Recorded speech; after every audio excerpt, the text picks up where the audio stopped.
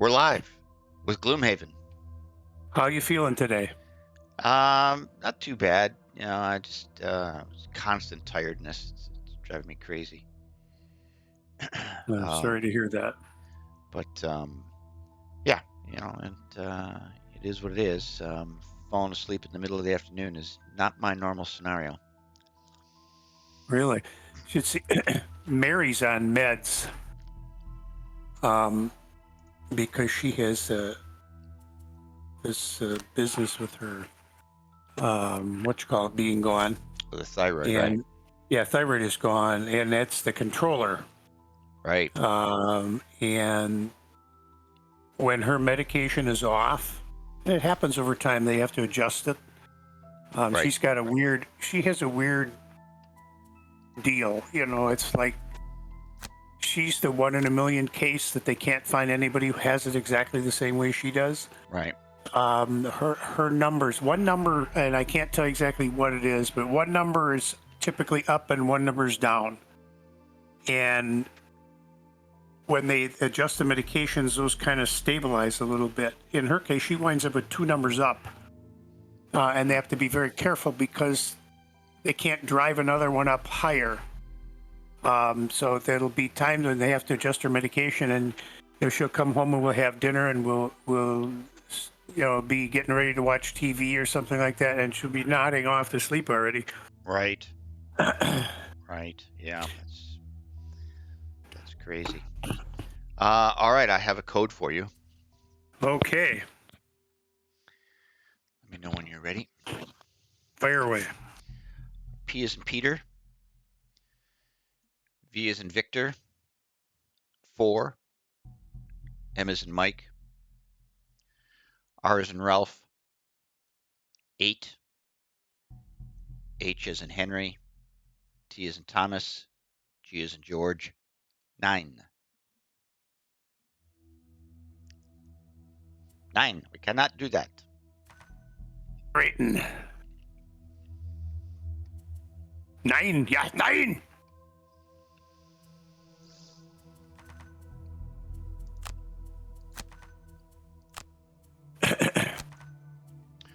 Okay. You're And in. Doomkopf. And I was thinking of words, and all my life, I've heard the word loggerhead. Mm-hmm. And I always assumed it was like Logger, loggerhead, just kind of a dummy type thing. Right. But then I started thinking, since I've been drinking a lot, could it be lager, Lager, loggerhead? Could this be just a drunk? Right. Or somebody who's had a little bit too much to drink, a loggerhead? Right. I don't know. Or is it the beginning of the jam up of cut down trees being floated down the river? Mm-hmm. Mm-hmm. Mm-hmm. Absolutely. Could be that too. Wow. Craziness. So did we you have something that you can do as the Craighart. Looks like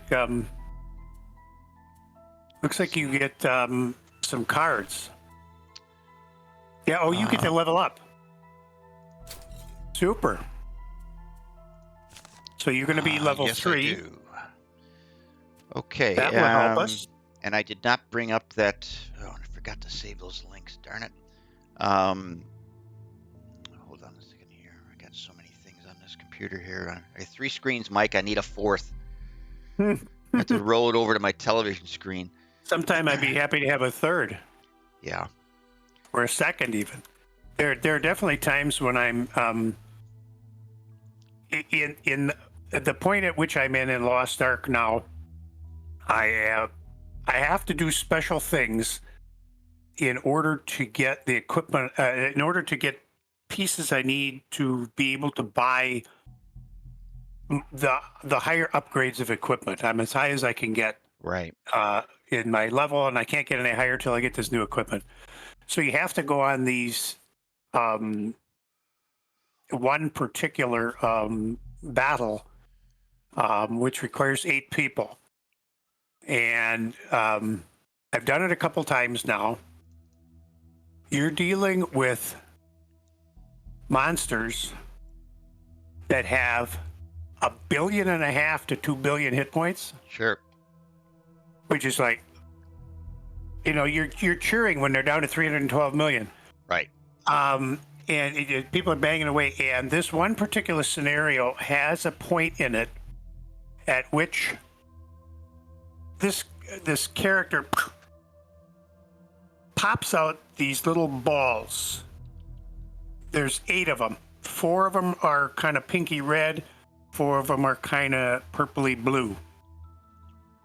And everybody's supposed to grab one in like a clock face.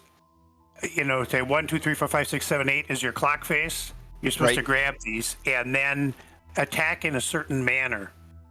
Okay. And if somebody grabs 2 of them, it's a wipe.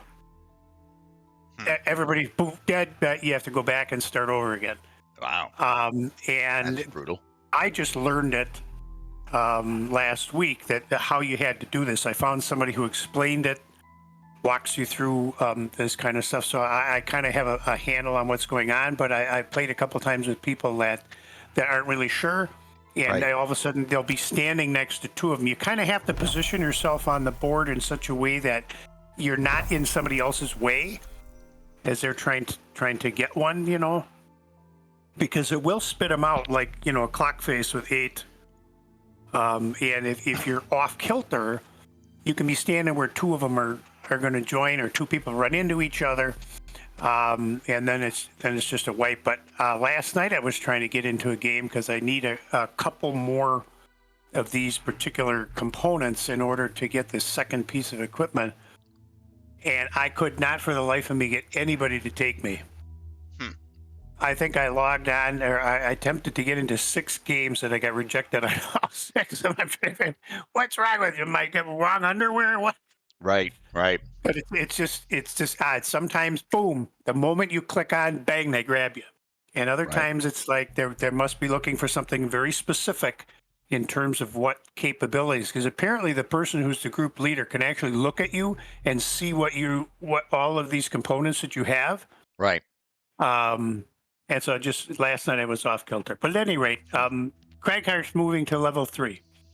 All right. Well, I got 2 new cards to choose from. I'm looking at here, and I'm looking at I found my link here that you gave me. This guy suggests that I take, at level 3, I take Clear the Way to replace Nature's Lift. Nature's Lift was a heal 2, range 3, target 2 on the top. And on the bottom is your next 6 attack actions with air, which I've never used because I never have air. Gotcha, and it's just a burn anyway. Yeah, so says don't take that. And it says take Clear the Way. Clear the Way is move 1 adjacent single hex obstacle to an empty hex within range 4. Attack 2. Attack all enemies adjacent to the moved obstacle. 1 experience point. And if nature is up, attack +1. And another experience point. Is that a burn? That is not. Oh, fabulous. That sounds like a nice card. And the bottom is move 5, jump. Destroy all obstacles and disarm all traps moved through. Burn. Ooh, is that a burn?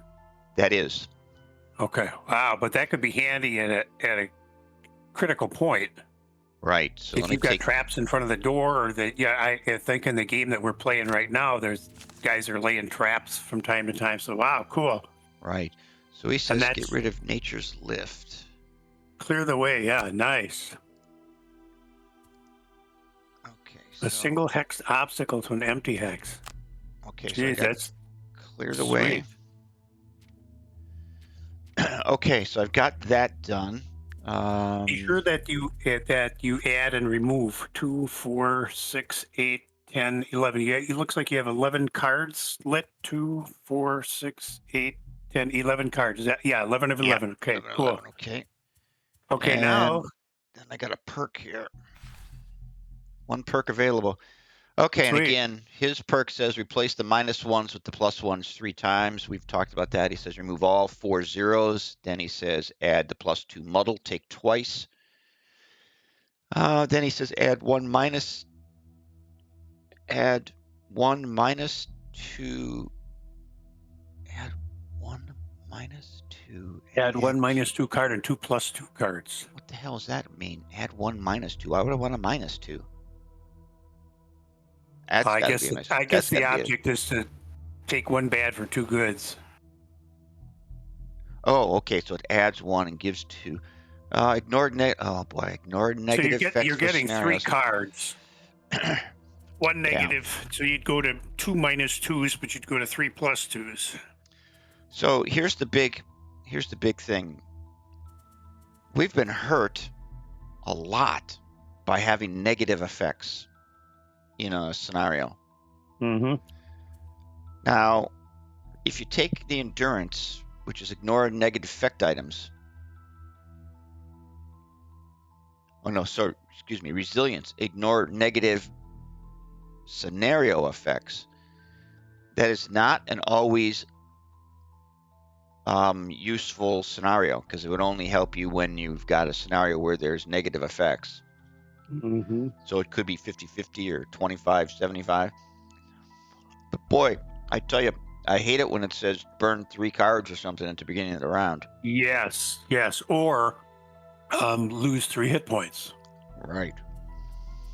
right off the bat. Okay, so he says.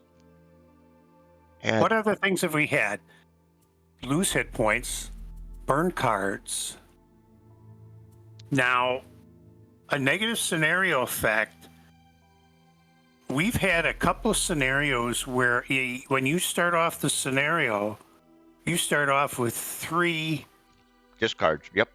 hexes. Yep. Or hexes, or yep. Yep. And if that got wiped out, that would be huge. Yeah, A negative item effect, I'm not sure. Yeah, definitely the resilient would be the one, but again, it's not like you put a card in the deck. It only happens when you get that when that happens, so we don't know like how often, you Right. know. Well, replace the -1s with the +1s, take 3 times. That I'm not going to do. I'm going to do that last. Remove the 4 zeros. I'm going to do that last also. Add 1 + 2, take twice. And add 1 - 2, add 2 +2s.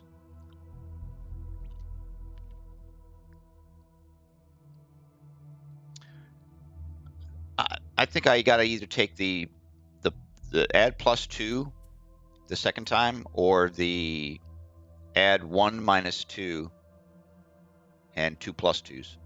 Oh, the +2 muddle? Yeah. Well, if you added the +2 muddle, you get a second +2, and you have obviously that screws them up a little bit at the same time. Right. If you don't do damage, at least they're kind of. Right. They had too much to drink, or the doctor gave them a shot before surgery. And they're Right. a little. Oh, that's pretty. As opposed to adding a -2 and 2 +2s. Right now, if you added the -2 and the 2 +2s, in terms of minus cards, that would give you 6 minus cards and 9 plus cards. If we just count the +1, -1, +2, -2, you'd have 6 negatives and 9 pluses. That looks like 6 there, yeah. I think 1, 2, 3, 4, 5, 6. If you did the +2 muddle, you would have 5 negatives and 8 positives. Look that over for me. I'm going to pause things for a second. I just got a text from Dawn. I'm gonna Okay. jump out for a second. Okay, no problem. I will be. I'll be right back. If I can remember how to do all this here. So I'll be back in a momento. Okay, no problem.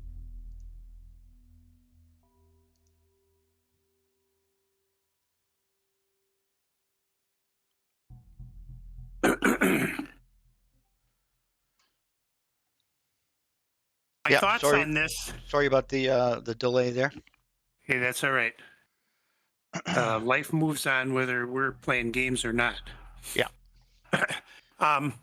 Couple of things here. Whoop.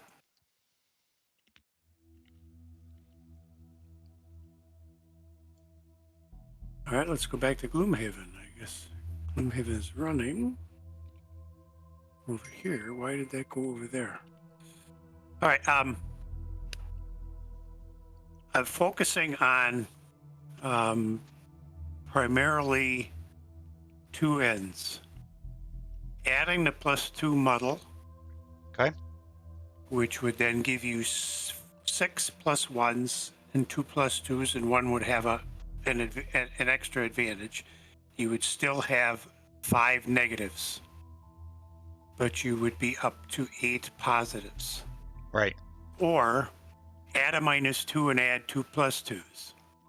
That would give you 6 negatives, of which 2 of them would be -2, but you would move up to 9 positives, and 3 of them would be +2s. So you would have 3 +2s and a ×2, and 2 -2s, and a 0. So the question would be, are you better off with just a single +2 with a bonus attached added to your pluses, or do you want 2 pluses of a +2 nature, but you add a -2 to the kitty? I think the straight up +2 first. Yeah, just the +2 muddle. Yeah. Yeah. Okay. Cool. Yeah. Let's go ahead. I'm going to do that one. Add +2 model. Multiply per cannot be removed. You've got looks like you have a +1 immobilize and a +2 muddle then. Oops, hold on. As bonuses. Gain days, 2 of 2. Oh yeah, yeah, it's called days. Okay. Did I do the right one? Yeah, days. Yes. Okay. All right. So you've got that twice now. So you actually, if you look at what the extra abilities have added to you, you have a -2 and 4 -1s, but on the plus side, you have 7 +1s. One is an immobilize, Right. and 3 +2s, Right. of which 2 are muddles. Right. So you actually have 10 to 5. Because Yeah, I wasn't seeing those before. So that's pretty nice. You've added 3 cards, all pluses. Right. And you have 50% more of the good guys than the bad guys. And you've got 3 +2s. Right. Okay, so So that's looking. I think that's a good one. That's looking good. Okay. Oh, I do have a second pocket. Yeah, nobody's got any money though. Craig's the one who's got the coat. Tesla needs to get one of those coats. I changed some of the cards that my 2 characters are using. Yeah. Specifically to take advantage of this particular situation. Okay, cool. I added the Ride the Wind to Cithrin. That's the one that lets you move big, move right? 8 jump. Move 8 jump. Okay. It's a burn, but it could be critical in this particular scenario. Right. And I made one other change there. What did I take out? I took out a card that has a move 4 and a attack 3, range 3. Though unfortunately, speed wise, Cithrin has a 7 and a 20, and then she's already down to 36. And then after that, it's in the 60s. Right. So she has a couple early cards and then not so much. Right. And I also Kind of like changed the some brute. cards.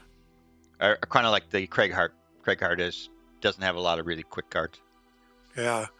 And Yardum, I moved some cards around to him. I added a card that they suggested you take out at one point. So I actually have 2 cards in my kitty which allow you to target 3 people in front of you in kind of a curve. Mm-hmm.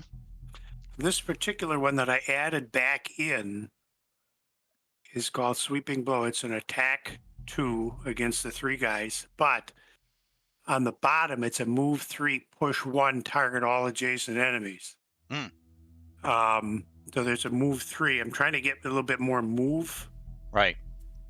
in what's going on here. And I also added one other card that he talked about. I had it in, I think, when I started, and I took it out, and then he talked about it, and I think somebody else did, said this could be a pretty good card. It goes late, but it's called Balanced Measure. On top, it says Attack X, where X is the number of hexes you have moved so far this turn.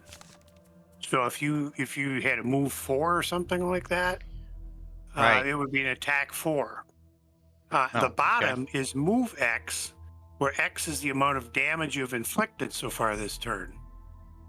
So it's kind of, something to throw in there. It's a 77, so it doesn't go early, but Right.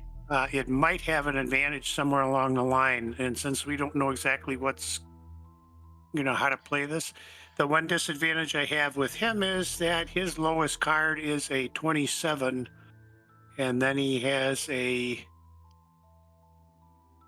32, 34, 35, and then he's up in the 50s. Right. So neither of my guys are going to be able to move super fast. I took out the 10 he had because I thought, I need to be able to hit multiple guys Right. as often as is possible. Even if you don't fit the whole scenario perfectly, if there's only 2 guys there, take the 2 guys Right. rather than just being able to swing at one guy. Right. And so I gave up a little bit of speed initiative-wise for a little bit more damage and an oddball movement, perhaps. Yeah. What did you swap out for that balanced measure? Let's see here. Where balanced measure? Grab and go, which is on top loot 1, on the bottom move 4. Okay. I figure it's an 87 card. The only advantage is it moves 4. Right. Which The- unfortunately works well with balanced measure because then that's an attack 4. Yes. I do have here. So I'm just looking Leaping Cleave is a move 3.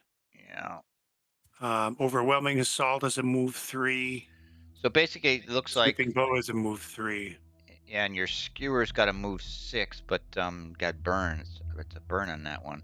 So it looks like basically what that balanced measure on the bottom is gonna, on the top is gonna give you is the potential of like an attack 3. Mm-hmm. Yes. Yeah. Which is obviously better than attack 2. And it's just something to try, I thought. Right. Well, I think the bottom of it's more interesting. After you whack a Yes. guy big time, you can move big time. Yes. Yeah, well, sure. Times 2. Yeah, if you hit it times 2 and you're in a situation where maybe you can do something. One of the things that I'm trying to look at here too is that, which card is it?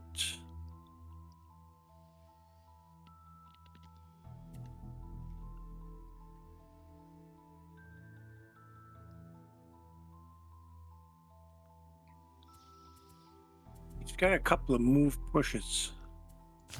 Yeah, Sweeping Blow is a move 3, push 1 on the bottom, target all enemies. Overwhelming Assault is a move 3, push 2, target 1 enemy.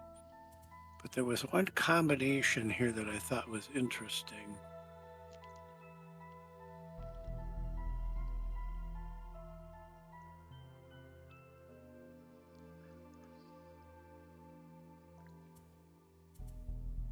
Oh, he has Juggernaut.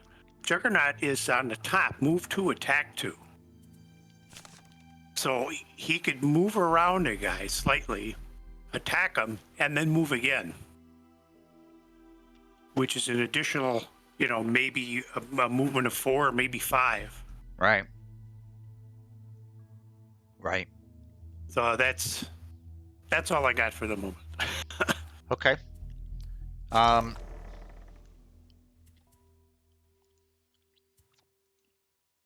All right. So we're Craig, technically in Gloomhaven now, right?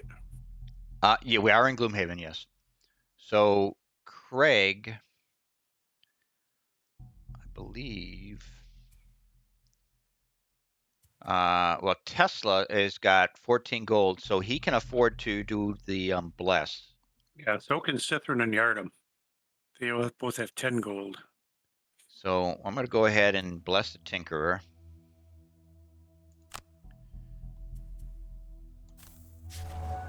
Bless the brute. Devotion 4, +1 prosperity. Okay. That's good. Cithrin, bless the Spellweaver. Ooh, Spellweaver gains ×2 bless modifiers for the next quest.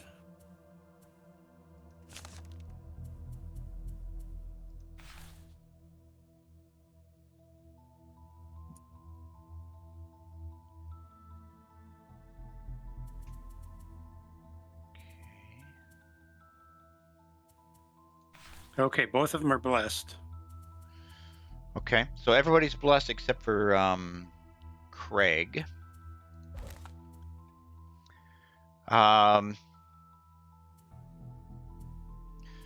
Okay, so we do our city encounter. Nobody's got any money to spend, so we'll go ahead and do ours. So everybody's now level 3. Go ahead and do city encounter.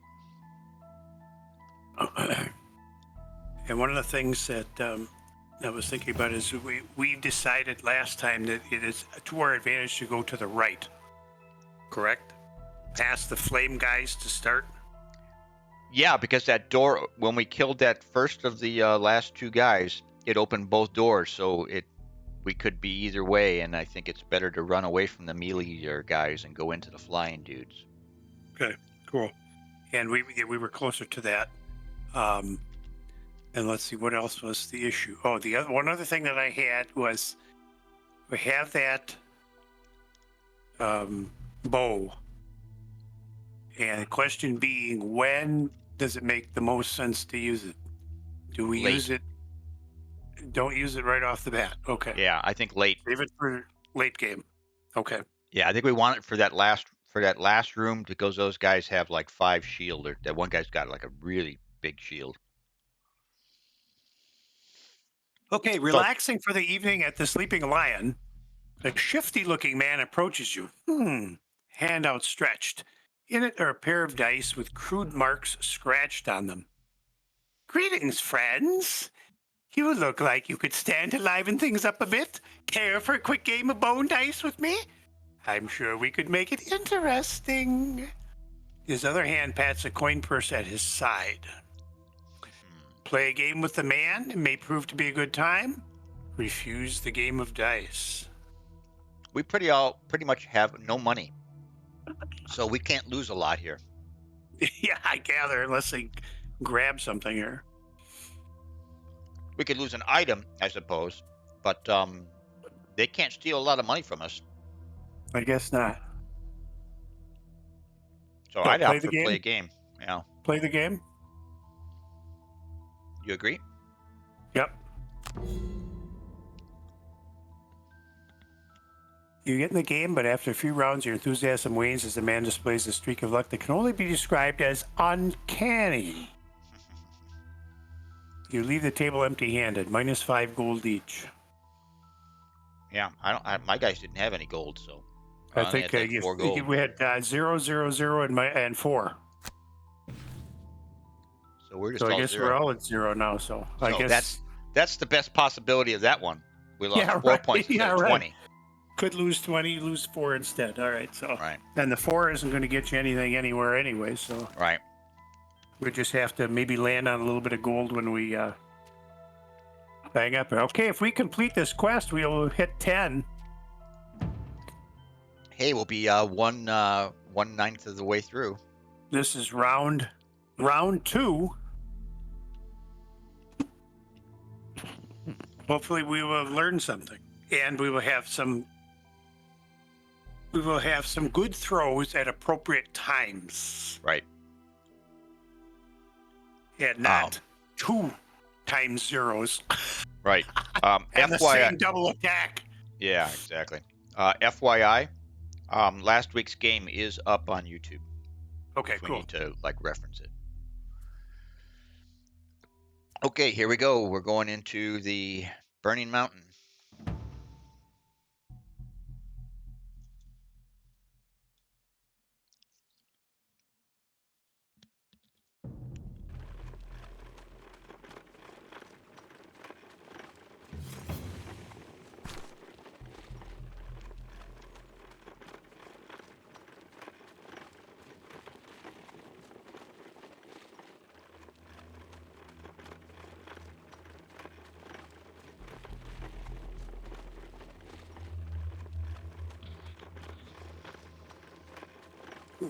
Excuse me here. I was putzing with my phone and did not realize that I need to say something. Okay, encounter. You are walking down the road when a sound of many wings pulls your gaze to the sky.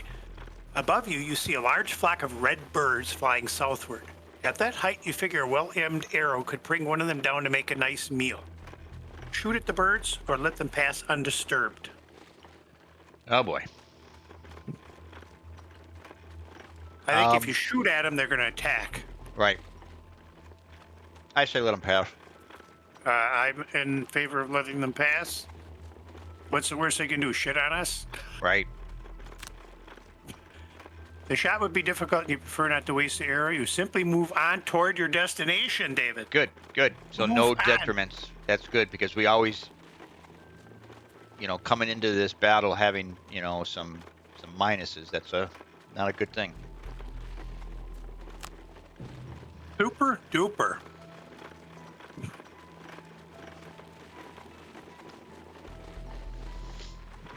Following the Inox trail, you find the remains of their village, burned and collapsed into a crevasse. A dark cloud hangs over the mountain directly behind it. You follow an old stone road, seemingly untouched, as it winds its way up the scorched terrain and ends at a cliff several hundred meters high.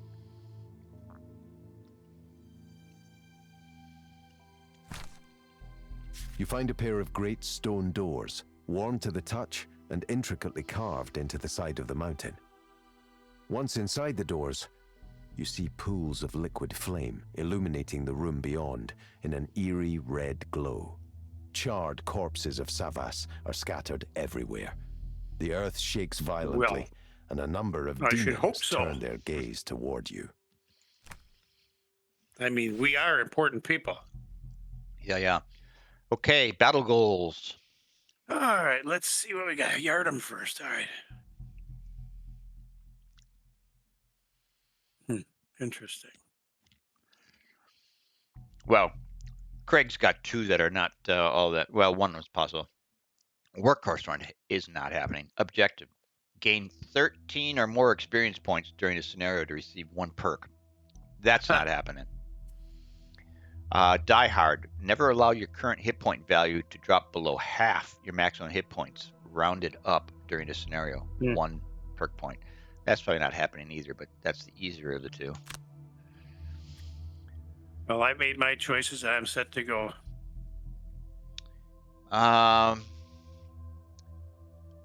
Okay, Tesla's going to go into hoarder mode again because he was able to do this last time, which is loot 5 or more gold piles during the scenario. Okay, cool. Okay, and we are ready to enter the dungeon.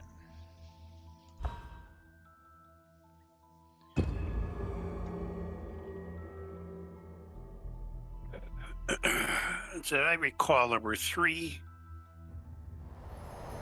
monsters left and 3 flying guys, 3 stone guys left or something.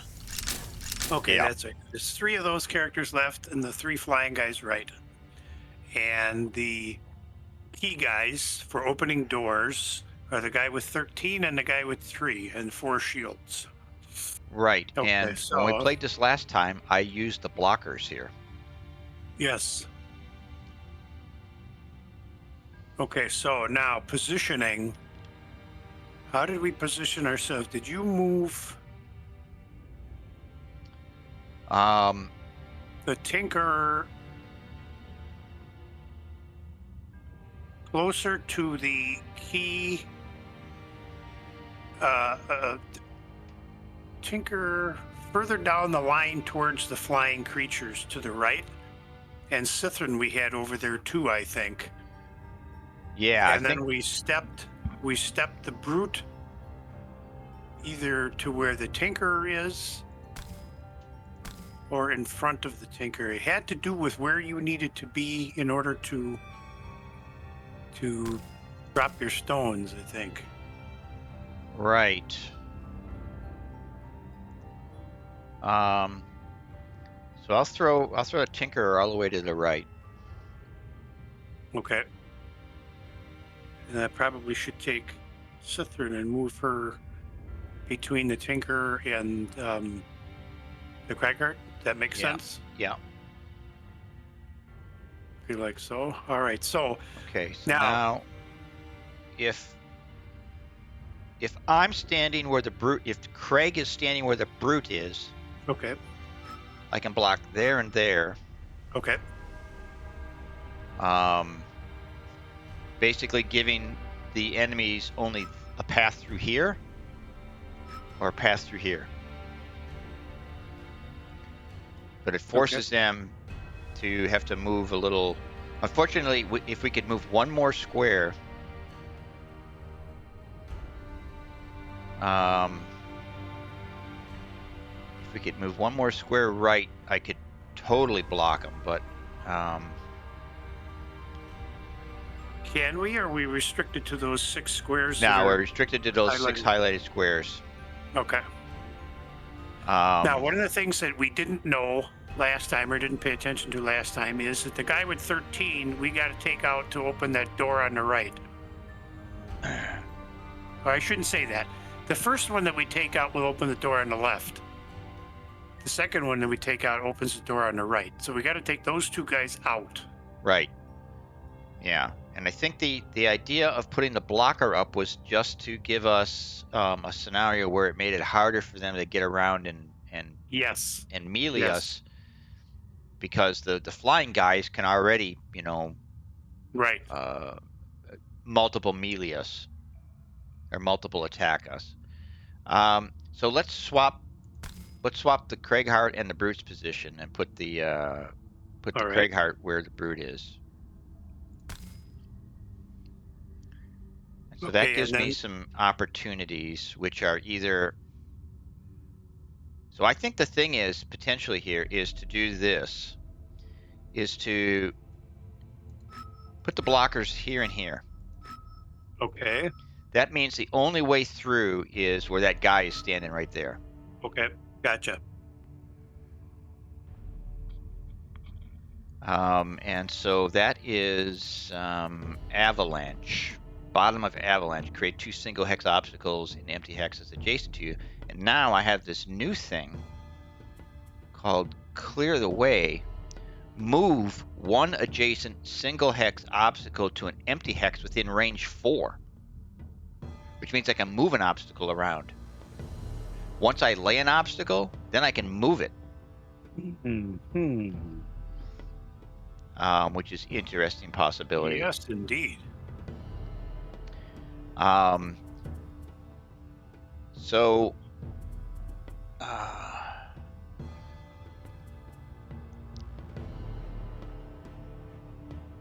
now the big thing here is can we get an attack in before those guys move? The quickest ranged attack that I could get on the 13 guy would be at 38. So I do a 38, attack the guy with 13 points. This is Craig. Okay. Attack the guy with 13 points. Okay. And then place down the 2 boulders. Okay.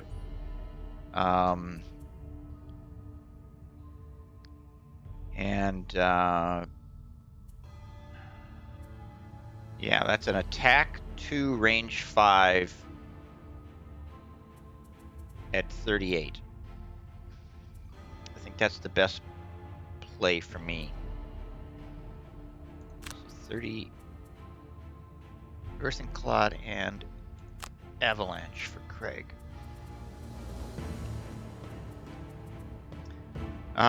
So the Tinkerer wants to probably start whacking on the guy that you killed outright last time, the guy with 4 shields. Hey, where were you going to drop those 2 boulders again? I am going to drop those 2 boulders. Okay. There and there. And then you're going to go after the guy with the 13. Yep. Okay. All right.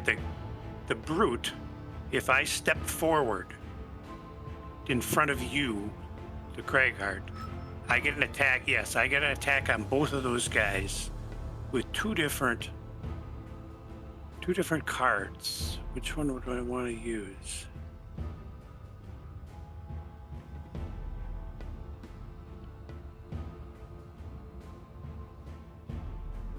I'd get an attack 2 muddle. Okay. An attack 3. So the attack 3 against the flying Or guy, attack hopefully getting 2. past his shields with a like a ×2 or a +2. Yeah, that's I think I'd want to use that. Now that's a 54. And what's the earliest I could do?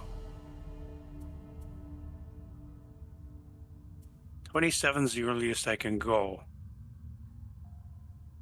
And that actually, if I do that, that's got an attack on the, well, no, I have to move. Never mind.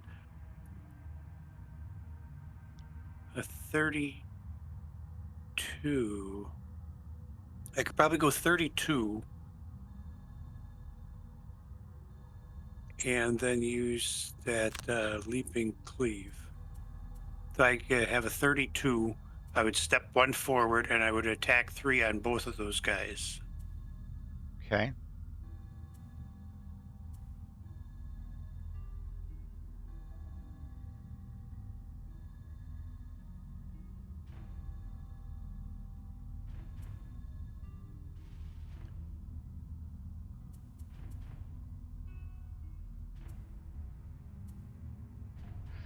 Okay, so Tesla at 18 does an attack 2, range 3 +1 poison on the guy with cool. 4 shields. Which Okay. guarantees, even if I miss, he loses 1 point at the end of the turn. Because it goes, the poison passes, bypasses the shield. Gotcha. And then I could do a bottom of flamethrower, shield 1, affect self and adjacent allies. So unless Cithrin is moving, I could put a shield on Tesla and Cithrin.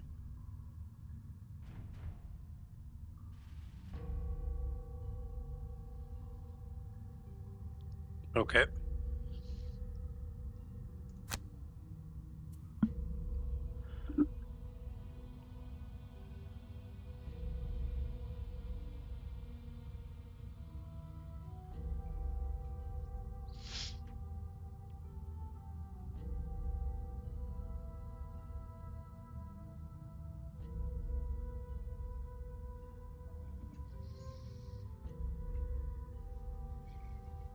Cithrin has the ability to do 2 attacks. She has an attack on top and an attack on the bottom. So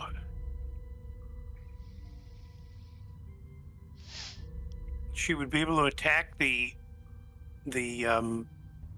guys, the number 2 guy right in front of the brute. Okay. And she would be able to attack the number 4 guy. You can't get to the other guy, or the 4 shield guy.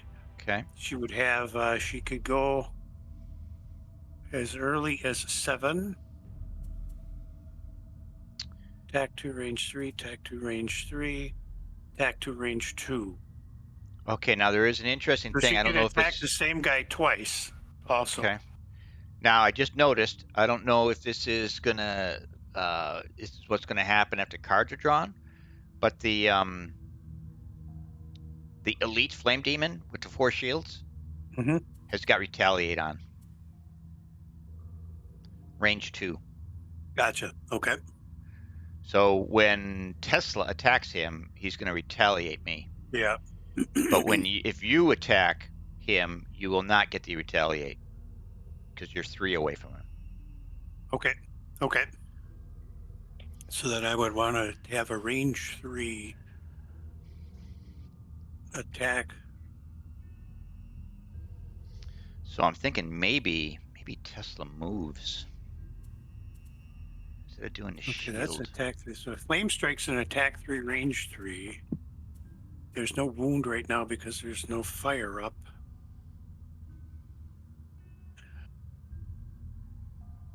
Yeah, the fire orbs would bring the fire up. Question is, should I move that, use that quickly? I can attack the Earth Demon in front of the Cragheart, the Flame Demon in front of the Brute, and the big guy, the 4 guy, with my fire orbs. That will bring flame up, which allows me to get some advantages on another card. It's attack 3, range 3, target 3. It's a burn, but if as we know, we get that back later. Yeah, because you can get burns back. I think that's probably the only reason I might do that. This early. And let me look at Tesla because I think Tesla's got the card where I can bring back burn card. Yeah. 1 ally within range 3 and recover 1 of their burned cards, 2 experience, and then it's a burn. So theoretically, I could use that card 3 times in this adventure.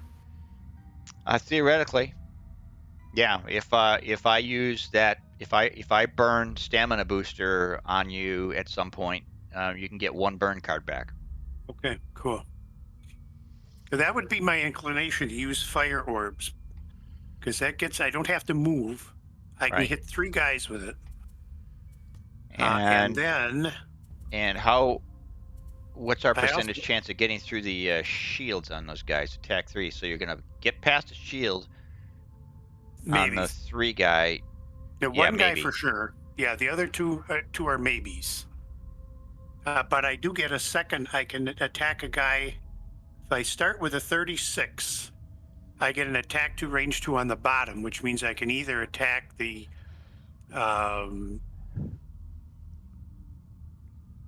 Earth Demon or the Fire Demon that's close to me. 1, 2, 1. No, I can only attack the Fire Demon. I could get 2 attacks on the Fire Demon.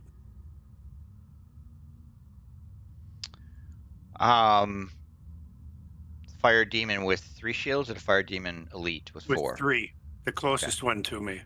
Okay, so it could potentially kill him. Potentially, yeah. Yeah, well, my blocker is going to keep us from getting. Do I want to use that? Hopefully melee too terribly bad, because you're going to step forward, and that's going to limit their ability to get to us. But I think I'm not going to use that card right off the bat. Which one? The fire orbs? The flame strike.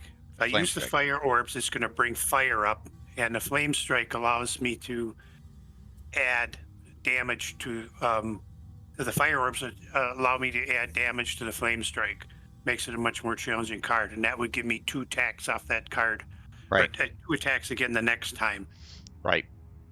Yeah. The question is, which card do we want to go? Should I be going early? I think we want to go early. The brute definitely wants to go early because hopefully, or as early as feasible, because we want to fill that space before they can. Gotcha. Okay. Because if you get here, when I lay down those 2 blockers here, they can only come through this gap right here. And so currently nobody could move into this battle because of one flame guy there. Well, I've got Cithrin going 7, and she can hit with a mana bow. She actually has range 3, so she can put attack 2 range 3 on the Earth Demon, or she can attack the well, no, that she's gonna use the fireworks. Never mind. That's just to go fast. Right. Okay. I'm good with that. Here we go.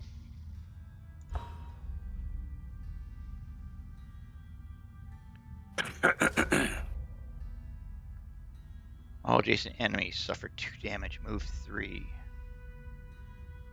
Okay, the fire guys are going first.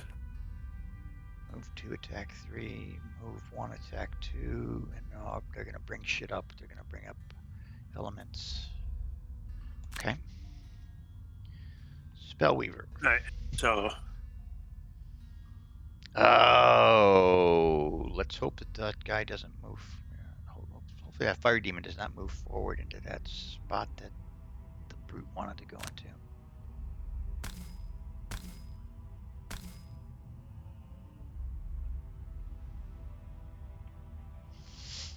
Now I can gain an advantage with the Eagle Eye Goggles.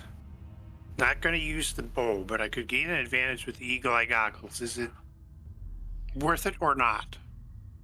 I would say it's worth it on the attacks against the guy with 3 shields. Okay.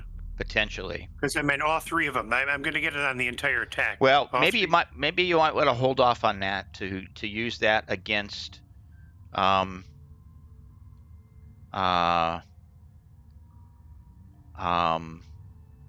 different scenario. No, against the elite guys. Okay. Gotcha. All right, so I'm ready to go. 3 guys up. Here we go. Okay.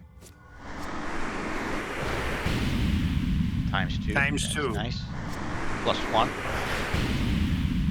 That's good. Got past the shields. Nothing. Okay. Nothing on But it. we did some damage. Yeah. Yeah. For sure. Okay, now I have a heal 3, range 3. We don't have anybody who's got any damage at this point. So we will just ignore that. Skip the movement and the turn. Okay, Tinkerer. Attack 2, range 3, plus 1, poison.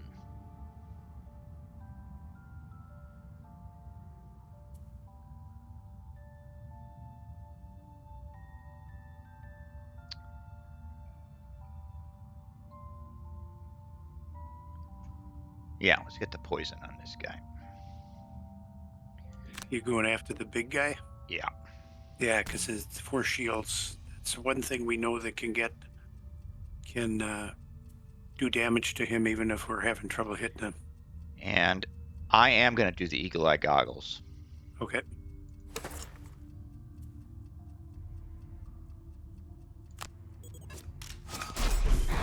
Times 2. What the hell happened there? It was a plus times 0 2. and times 2. Tinkerer draws times 2 and plus 0. Plus 0. Why was I disadvantaged? What? That makes no sense. I drew a times 2 and a plus 0, and I had the Eagle Eye Goggles up. I should have taken the better of those 2.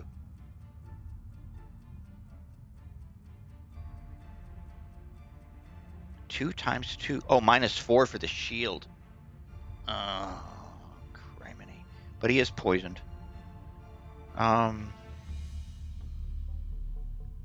Yeah, because the attack was only...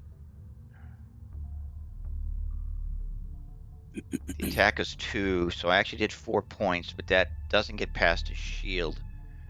So does it not get poisoned because it's not a hit? I thought he gets poisoned regardless.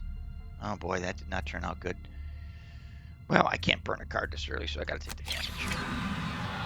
And he's poisoned. He is poisoned. So that's gonna be... He'll take 1 hit point at the end of this, so he'll have Okay. 2 at the end of this. So Okay. it's all right.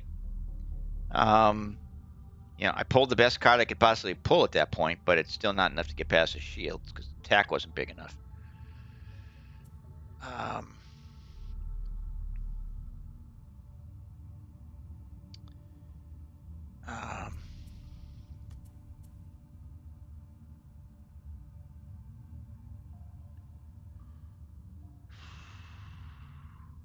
So this is all about advancing. I know it's tough. I'm thinking about right off the top doing my stamina potion and getting that card that I just used back because that's got Okay. that poison, Yeah, I think that's a great idea. which is a guaranteed at least 1 or 2 points of damage. Yep. Because what does he have to do? If I remember correctly, he has got to heal. The heal ability is the only thing that cures poison. He keeps taking poison damage until he does a heal. So I'm going to do that. I'm going to take that card back.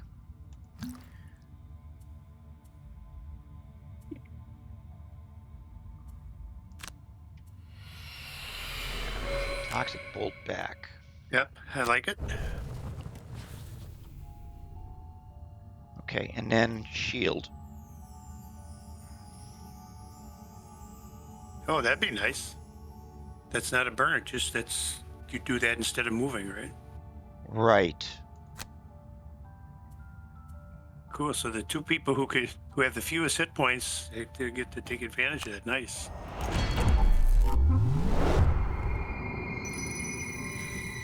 Nice. Thank you very much. Okay, end of turn. Now let's see what Now they let's see do. what he does here. Does he move? No. All right, he did something. Yeah, he hit me for a point of damage and his shield stopped it. Oh, there's something. We're wounded. Both of us are wounded. That's a ×0 off of that guy.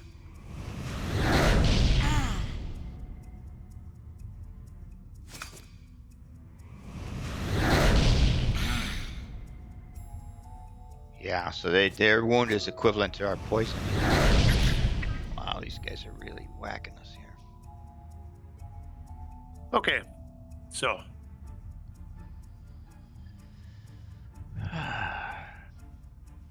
I'm gonna step up 1 in front of the brute. Right? It's 1, 2. Yep. Oh, wait, no, I'm gonna do this. Make sure I do that. Skip the movement.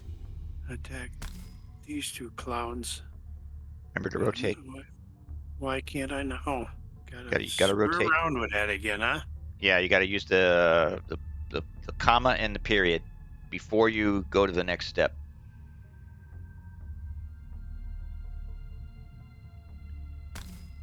There we go. Okay. He's only got 1. I do have a poison, but I think I want to save that for maybe the big guy. Yeah. So we won't use that. Don't need to add +1 to the attack. I'll save that for later. This is an attack 3. So let's see what happens. Okay, 1 guy down. 2 as well. Guy down. 2 guys down. That helps. That helps. It's 1 less guy shooting us from a distance. Oh no, I could pull a card back, but I think I'll save that for later. Okay. Well, not too bad so far. We got rid of the 2 closest guys.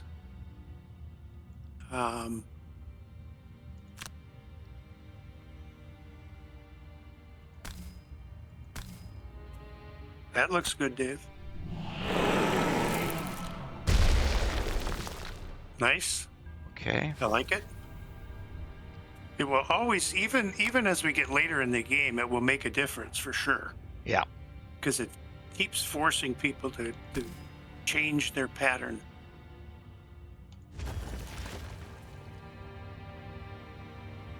So I can immobilize him here potentially. It's a -1. Oh, that hurt, but he's immobilized. He can't move.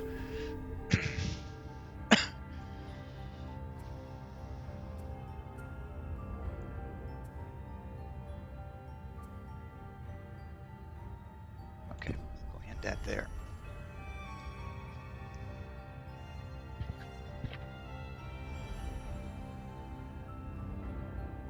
Okay, 1 round down. Okay, so now the question is, do we like get on the move and go right and make those other guys chase us? Eventually we got to kill the guy with 13, but we could kill him from a distance. Yeah. I think we should start moving into this room on the right and put some distance between them guys. And anybody who's got a long, let's see, what would he need here? 1, 2, 3. So it's a 3. It's a 3 from where. Well, the brute has 1 attack, 3 from range. Okay. So he doesn't have to move. So he could stay there, and he could get. He could move to the gold, but he could stay right where he is, or he could move up 1. But he doesn't want to move up 1. He would attack first and then move up 1. Yeah, if he's got a 3, he could throw that at the elite on the left, the elite Earth guy. And what if just spitballing here? What if Craig moves to there? I'm sorry, to where? Oh, okay. Okay. Then the only place that they can get to is that pile of gold here, and they're jammed up a bit. And we just pop some long range attacks at that 13 dude. Yeah, so let me see, what could Craig do? Craig could.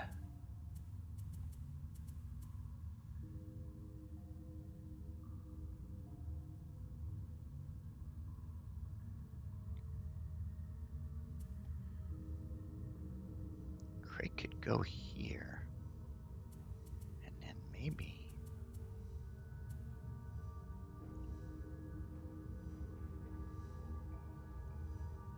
Since there's +1 to the attack, the attacks wouldn't do anything, but the muddles would help. If he muddles them.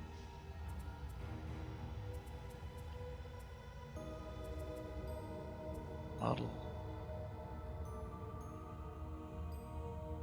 Gains disadvantage.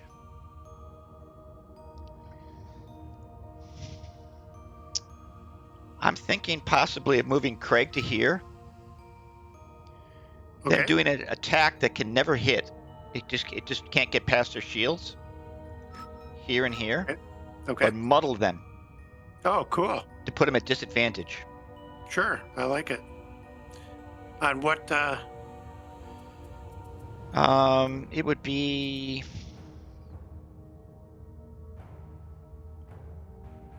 I could do it as quick as 13. Okay. So I move him here at 13. Okay. And then muddle these 2 guys. The attacks will never hit. Okay. I think that's what I'm going to do.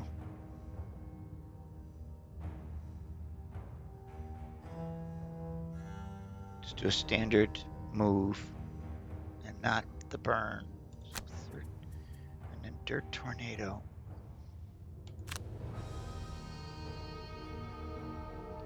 Okay, that's Craig. What's Tesla gonna do?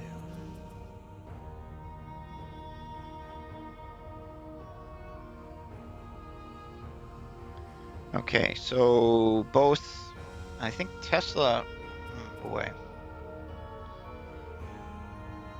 I'd like to be able to do a heal and an attack.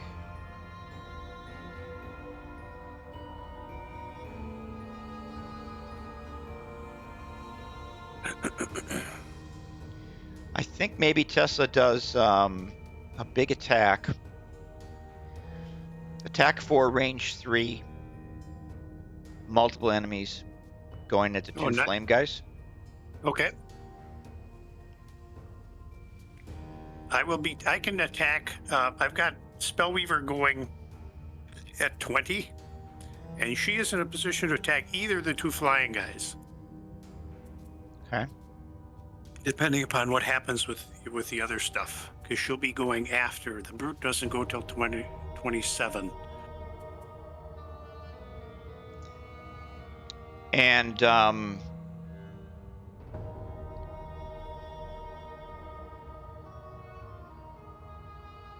I could get 1 point heal on the Spellweaver. Oh, super. Assuming that you are adjacent to me. Yeah, well, I'm. Are you moving? No. Yeah, the Tinker is not moving. I'm not moving either. Okay, so I'll do that at 17. And then I'm going to do what is this attack I was going to do here?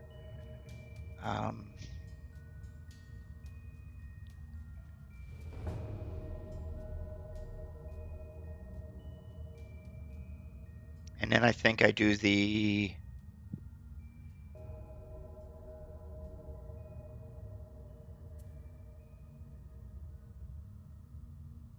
I was going to do an attack 3, range 3, immobilize, burn.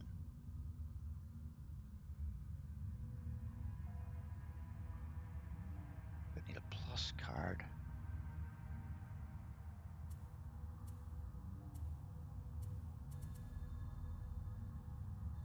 I need a plus. No. Ink bomb. Attack 4, range 3. That has the possibility of getting past that second guy's shield. Okay. Here we go.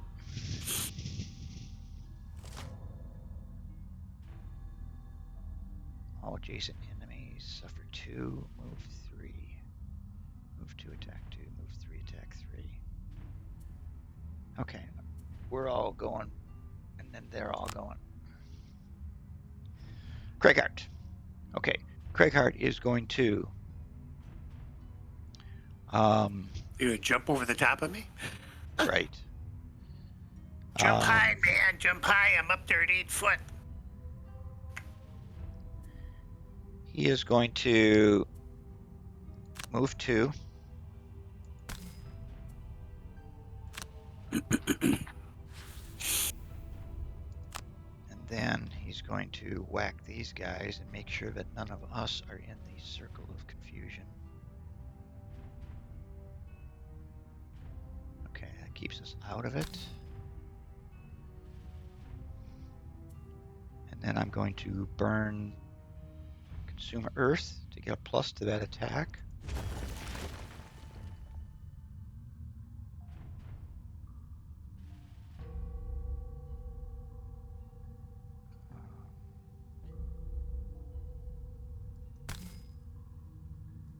Looks good. Okay. Am I just hopefully going for the muddle here?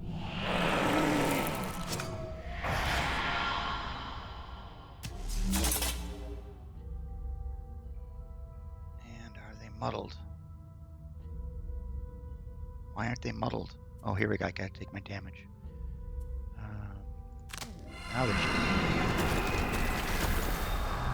Now they're muddled, so they're at disadvantage.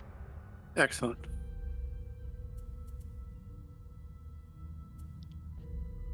And ending the Craighart.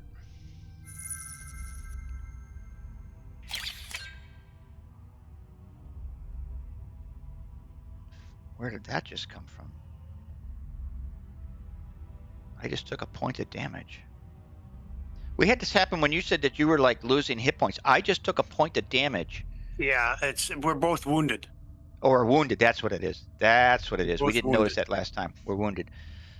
Yep, that's it. Okay, so I'm going to go ahead and receive that. And then... Okay, so now I am going to ink bomb. And I'm going to ink bomb those guys. Looks good. I need a good card here.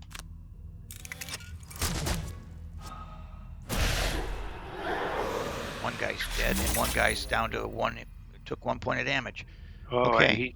and he's either got a heal or he's dead. Exactly. Super. Exactly. As we've managed to, in theory, that Bobbing said, we've managed to get through those 3 guys without the Spellweaver using that bow.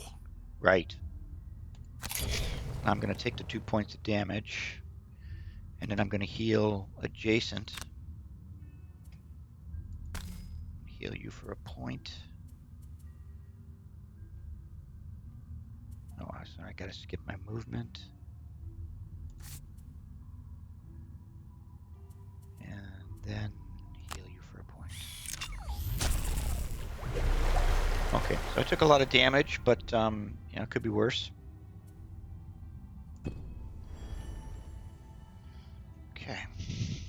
Okay, so the Spellweaver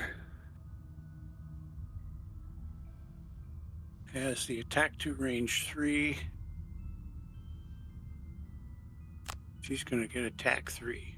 Range 3. She's going to use it on the big guy. Because there is something up there, so she gets to take advantage of that.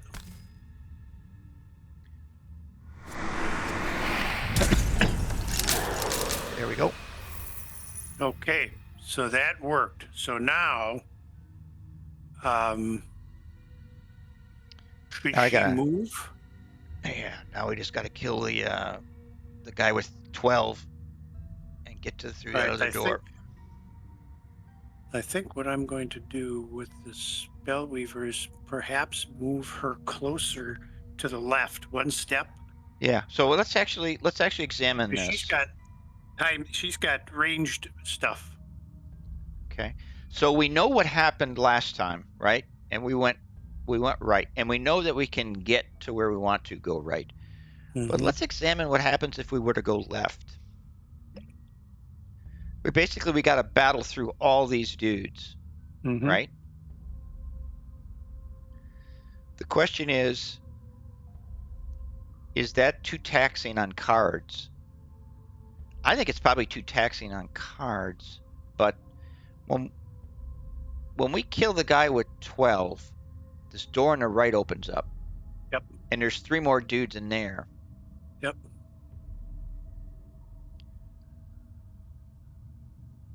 So 3 guys here. We'd have to go through 5 guys to get to that next door, whereas if we go through the other door, we only have to go through 3 guys. But you got to try and kill. So the door after this on the right, there's 3 guys. And then there's 1 more door that opens up into the big room. Yep. Yeah, I think we just prioritize. I think we do the same thing we did last time. We prioritize on the guy with 12, try to kill him to get that door to open, and then all run through that door. I think it's 3 less guys in the battle that you got to deal with.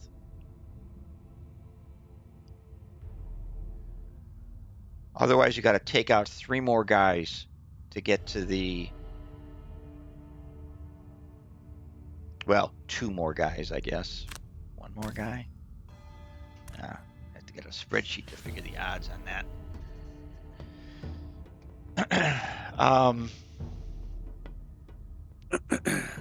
Okay, so Craig has got to do whatever he needs to do to kill that guy with 12 in the next turn.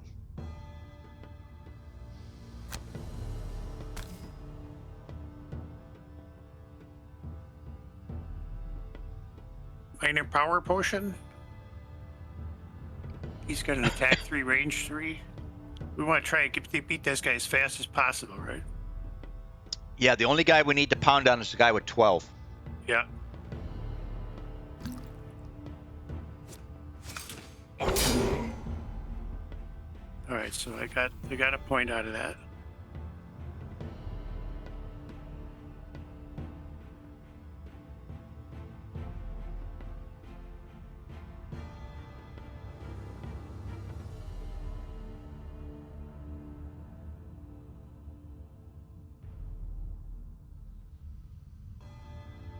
Clicked on the wrong guy. Trying to look and see what I need to do here.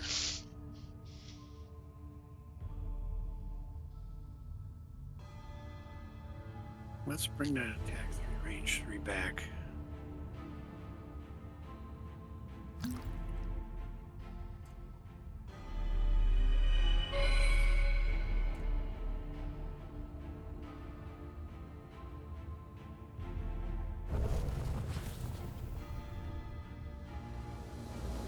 Now, moving doesn't really pay, although this guy's going to probably attack me if I do.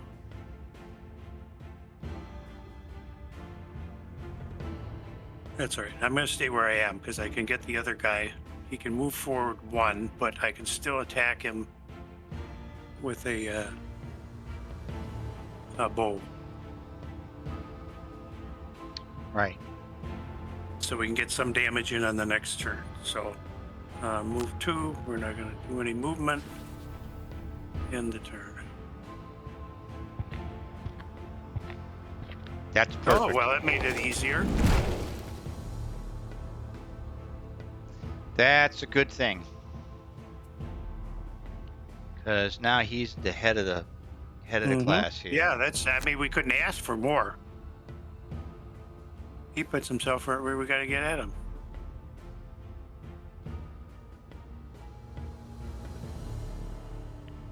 Now, there's a Stone Golem Elite in the back room. He's the 11.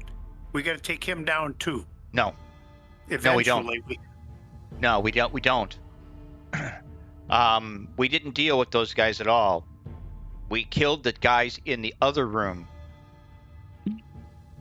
We didn't have to deal with that guy. I don't believe. We just let those guys march towards us, and I don't think that we. I think we got the doors open that we needed by killing the guys in the next 2 rooms. I'd have to go look back at the tape. I need to take a 2-minute stretch.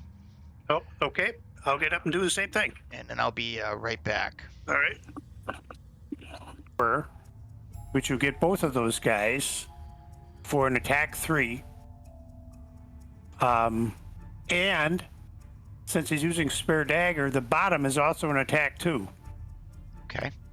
So he's going to get an attack 3 and an attack 2 on the guy in front and an attack 3 on the guy in the back. Okay. Yeah, so I think this is the better scenario from what we did last week. Is we go left and we take the advantage of the left door, right door pattern. Mm-hmm. And there are a couple of traps in these next couple of rooms, so that card that I just picked up may actually be of use. Yeah, I see there's a couple of traps down. There's a trap behind that. I actually have some pushes coming up too, so I think I have 2 push cards.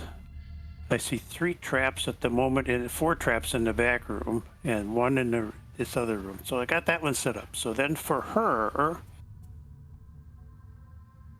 what's she got? 1, 2, 3. She could hit either guy with a range 3.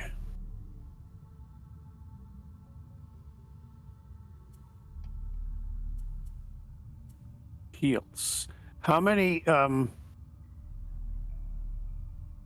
6 of 11. I'm going to use a heal on you, on the Tinkerer. Okay. As my move. Okay. I've got a heal 3. Range 3, so you could move if you need to move. Okay. And I'm just going to go late. Okay.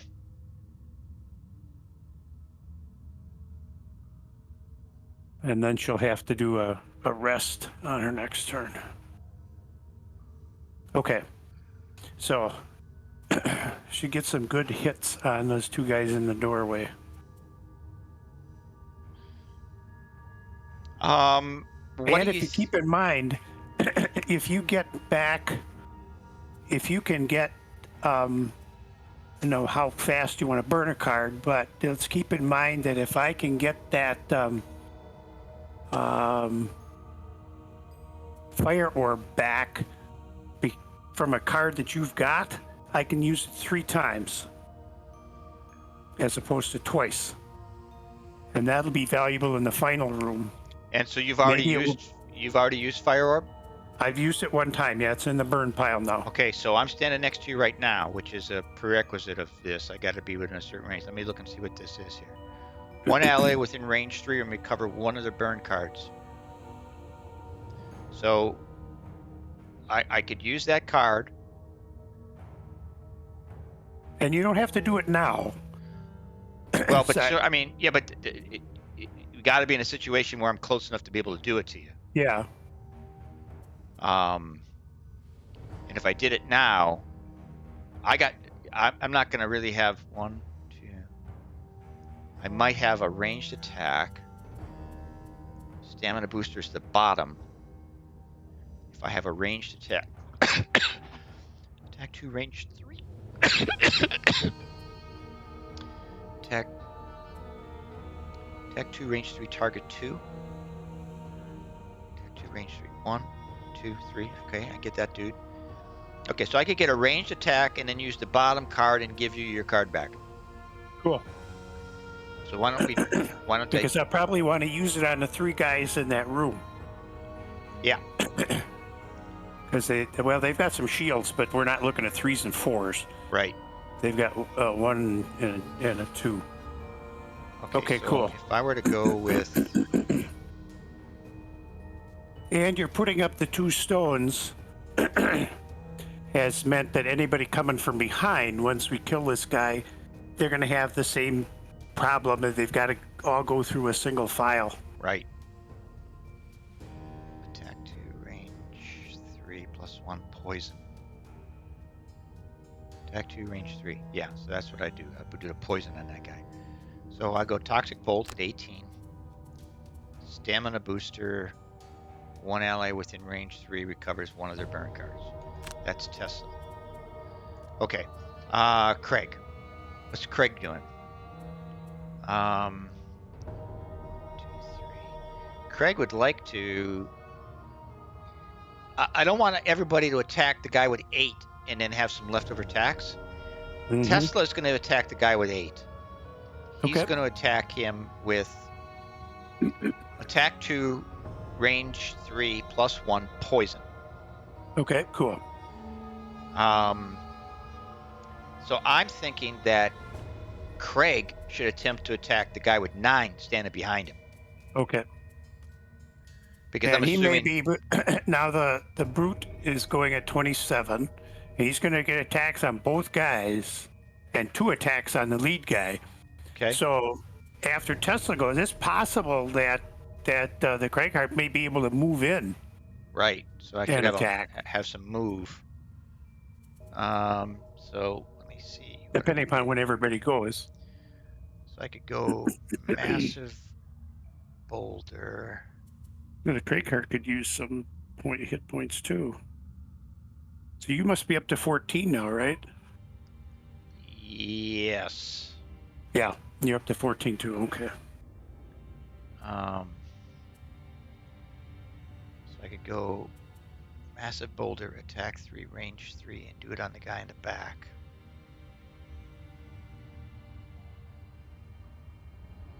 All allies and enemies adjacent to the target suffer 1 point of damage. You would take a point. No, you wouldn't, because you're not going to be adjacent to that guy. So let's do that.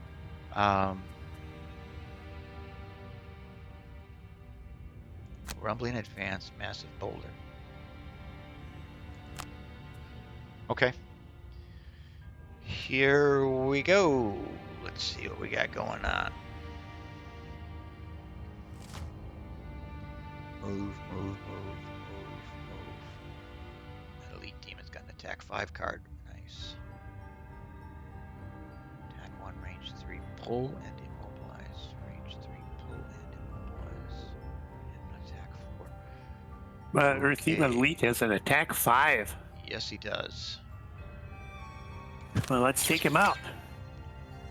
Tinkerer is wounded. Ooh, forgot about that. Got to do a heal. I'll have to take that point of damage. Okay, and a Tinkerer is going to... Doesn't really make any difference what order I do this. Let's go ahead and do your part first. I'm going to get you a card back.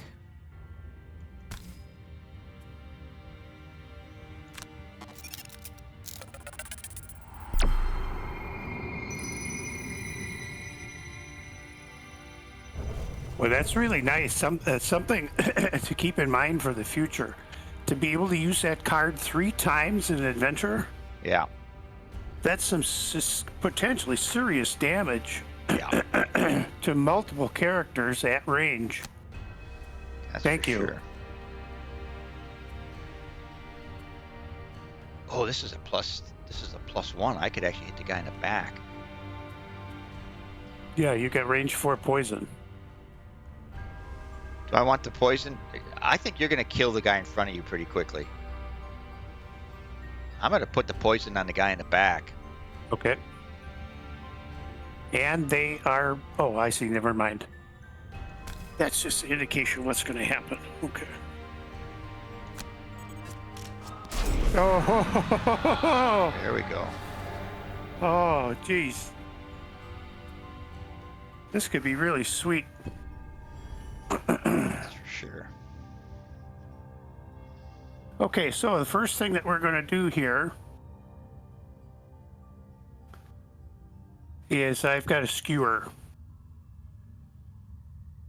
Okay. Yeah, I'm not going to move my poison on them now because you got poison on one of them already. Confirm the targets. This is an attack 3. Nice. There we go. That poison's going to kill the guy in the back, so we don't need to attack him anymore. And I have an attack 2 as the bottom card here. So I get that on that guy. And I do another damage. Now he is going to get a hit at attack 5, but Right.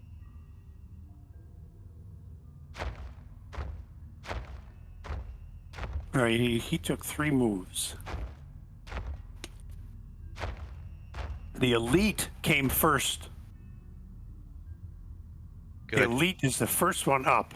Excellent. That's good. That's good. Excellent. Okay, Craig, do your stuff. I'm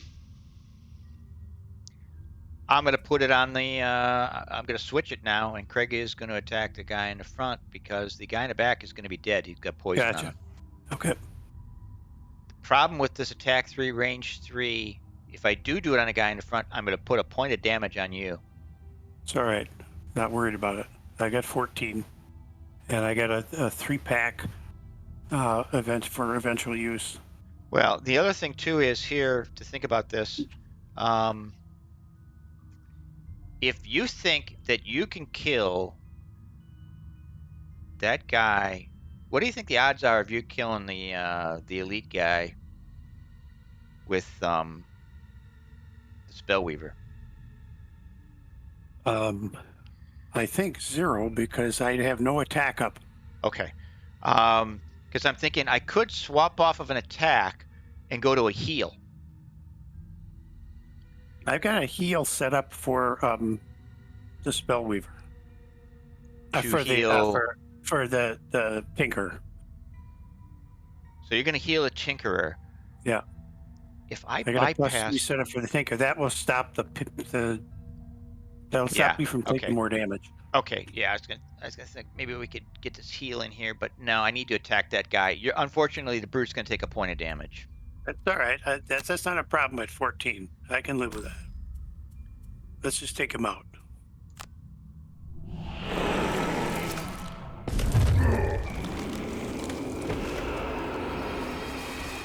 go. Super duper. Doors open behind us. Other guys. Oh, you guys. Yeah, and he got killed too. So Yeah, we got killed because of the poison. Beautimus. All right. So Okay. All adjacent allies and enemies suffer a point of damage if I use that move 2 card. I don't want to do that, so I'll just do a regular move 2.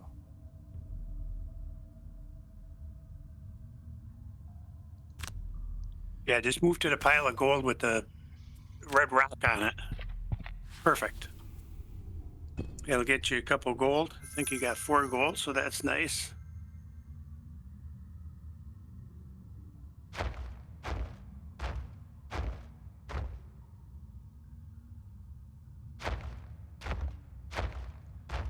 I got to think about getting some blockers up. Okay, so Spellweaver. Yeah, now everybody's got to just get in that room as quick as they can. Spellweaver is going to do heal.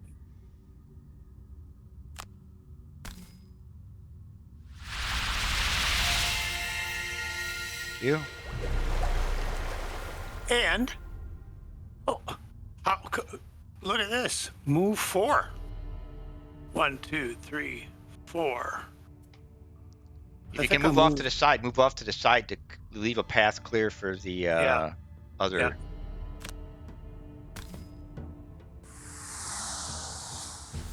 Excellent.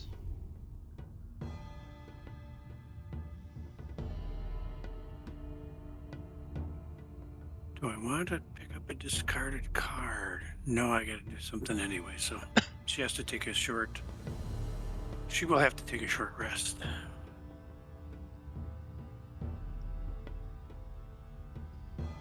Okay, so the big dude that we want to get is at the front of the line. How sweet is that? Yeah, Craig's got 5 cards. Tesla's got 7. Brute has 5. Spellweaver has 3.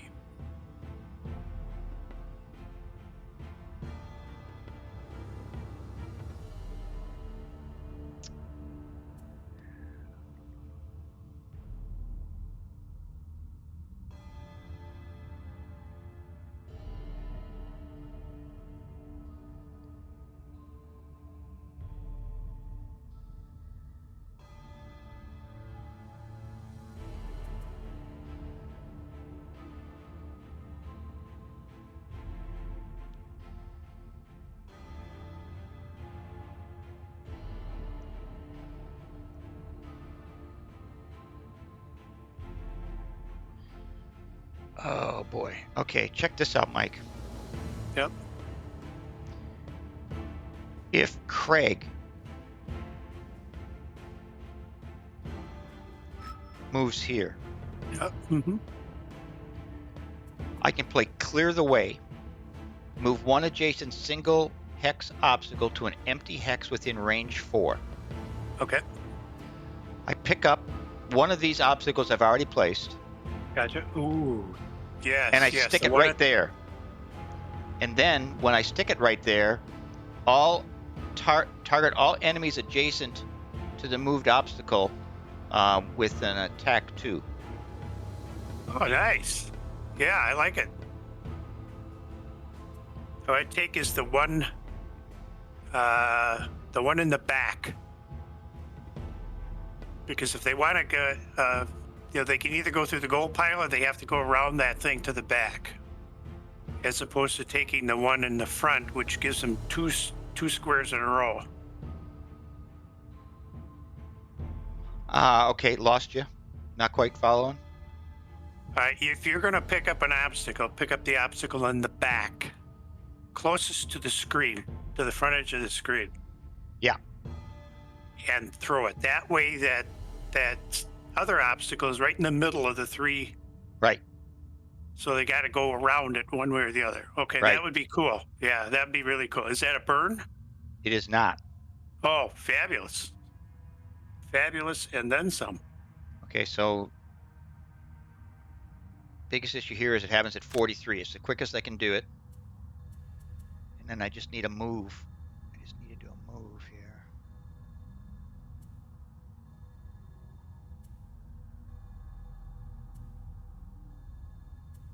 So like sentient growth.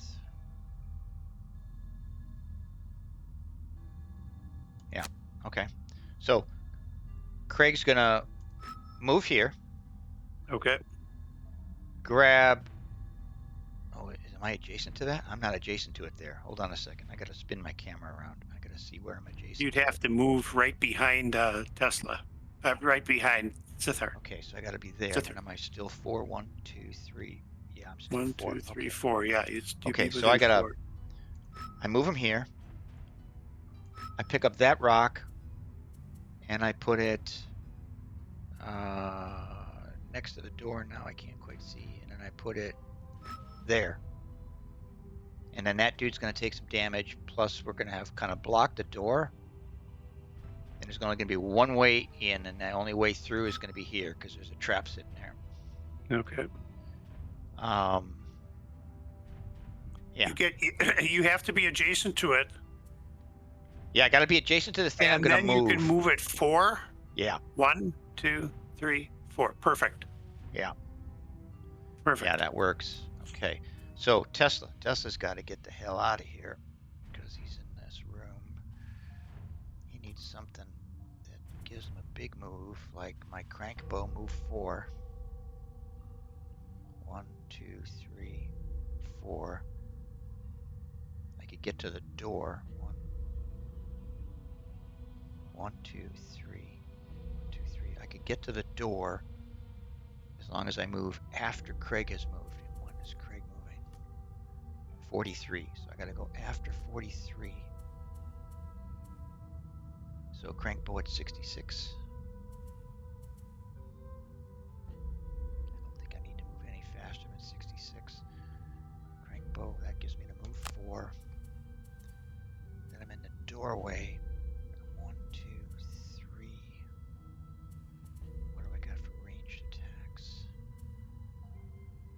Attack 1, range 3, stun. Attack 2, range 3, target 2. Also got to heal. I think I got to do the heal. I want to make sure I'm healed.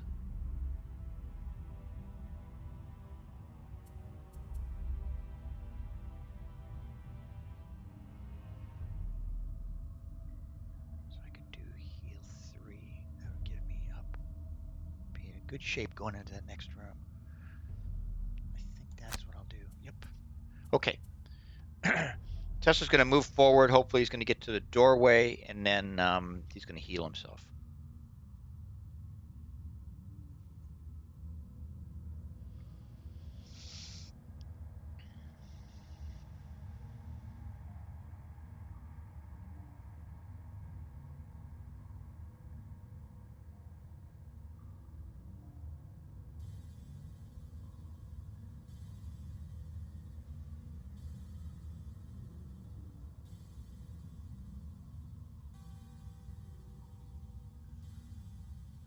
Oh, I forgot my glass of... I'll be AFK for a minute.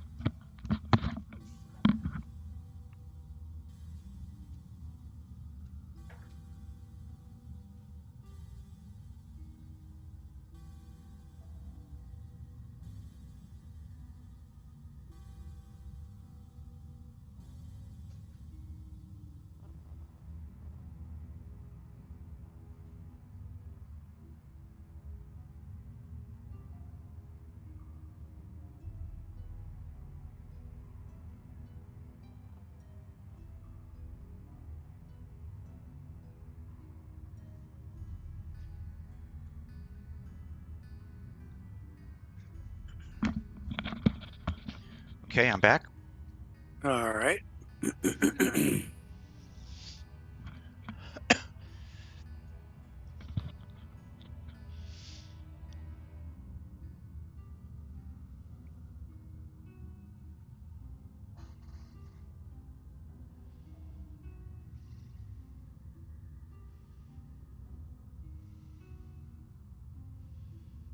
The brute can move actually 5. Okay. He can move 3, which would put him pretty much right between Cithrin and the Craighart. And then he's got to move 2, attack 2, which would Okay. put him on the right side of the door where he could attack the big guy. Okay. Cithrin will move 1 to her left, and then she's going to attack 3 on the big guy. And Cithrin moves 20 on 20. The brute moves on 34.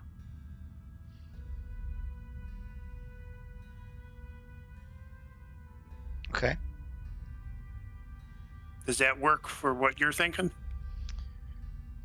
Only thing I need is Oh, you're moving back, so that won't make any difference. Okay.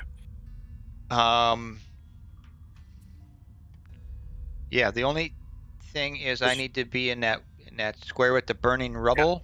Yep. And then Tesla's moving to the door. Okay, cool. I like it.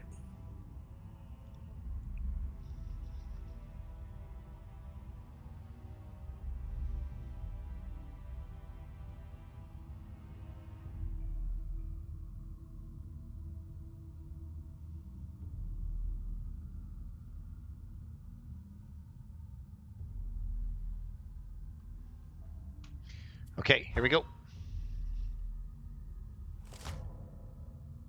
All right. That should work well because we're going first. Attack 5, range 3.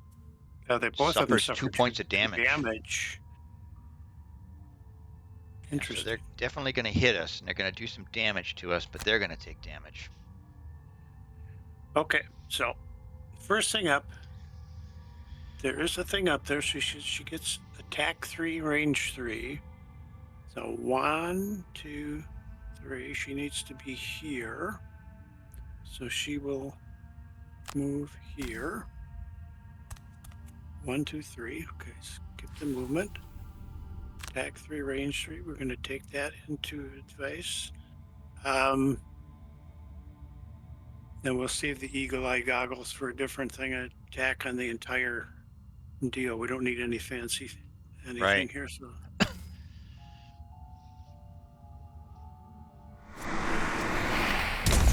+1, we'll take it. Anything that gets past his shields, we like. give me just a moment here to see if I want to take a card back.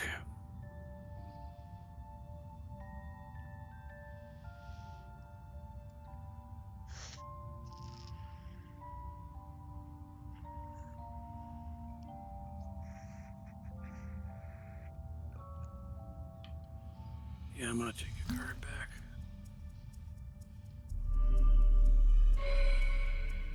The one I just used.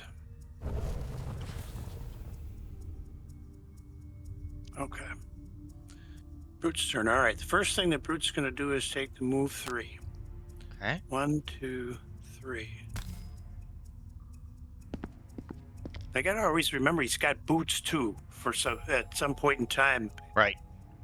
To do that. Okay. So we'll skip the push. We got nothing to push. Now we're going to do this one. Move 2. Attack. And I'm going to poison him. Excellent. Makes sense? Yep. Oh, look at that. Plus the poison, he takes another point at the end of the round.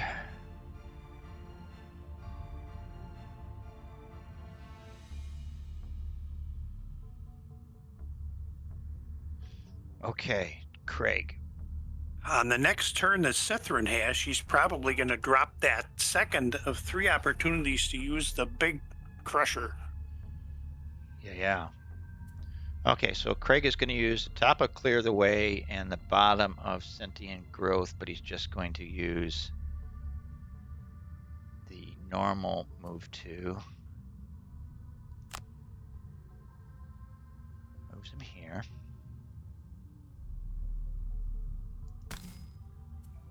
For movement. Okay, here we go. New card. Move one adjacent single hex obstacle to an empty space within range 4. Yeah, the one in the back, that's good. And you picked the perfect spot. Yep.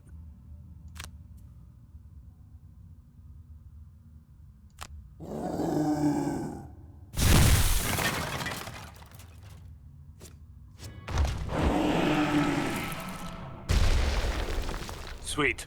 I like that. That is a There we go. nice touch. There we That go. is a nice touch. Should Craig go ahead and heal himself right now and get himself? You're down 5. Yeah, I think I should. I'm going to use the potion.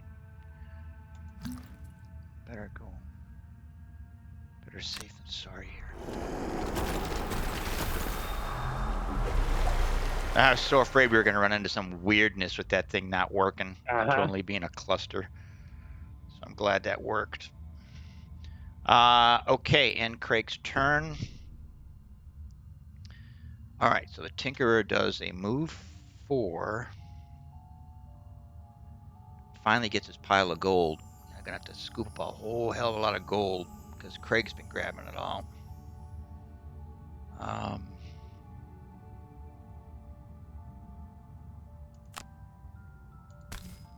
Okay.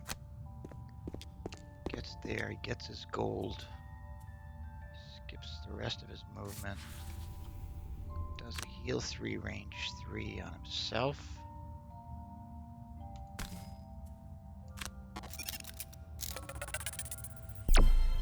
Excellent. Excellent.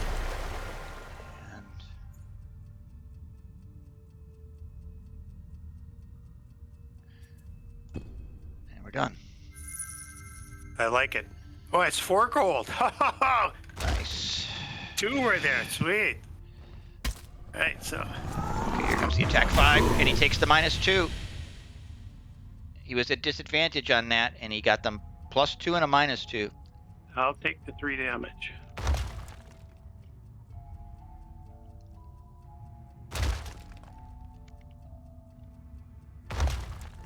Those guys are all taking damage. Yeah, because of the cards they pulled. That's the disadvantage of some of their scenarios is that when they pull those cards, they got to do what's on the card. All right, so 3 damage. I think I'm going to burn a card here so to take the 3 damage because I'm down 7 points. Really? I'm not going to burn 2 discard. Burn 1 available. How many points has the guy got in front of you? He's got 2 points. What about backing up? Do you have any movement? When? Well, what I'm thinking is instead of burning the card, because unless that guy's got a ranged attack behind you, nobody can attack you except for the guy straight in front of you. Well, the guy behind got me. It wasn't the front guy. It was the guy behind him who got me. Oh, they've got ranged attacks. Well,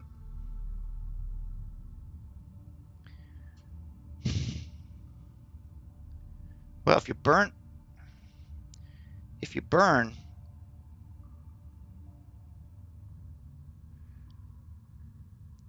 I gotta look to see. Wait, how many available cards I have? yeah, I might try to avoid the burn card and think move backwards, and then attack these guys from range, which is what they're doing to us. Attacking by range. It's just a thought. If you have a move part, I mean it's a moot point if you don't have a move, but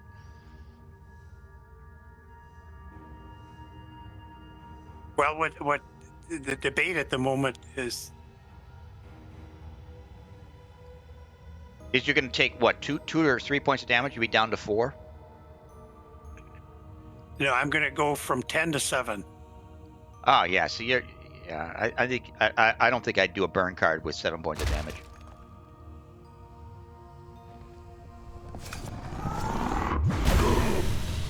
And now I'm down to 2. Because Yeah, all now three guys can hit me. Yeah, now you might have to. Well, now you will have to, obviously.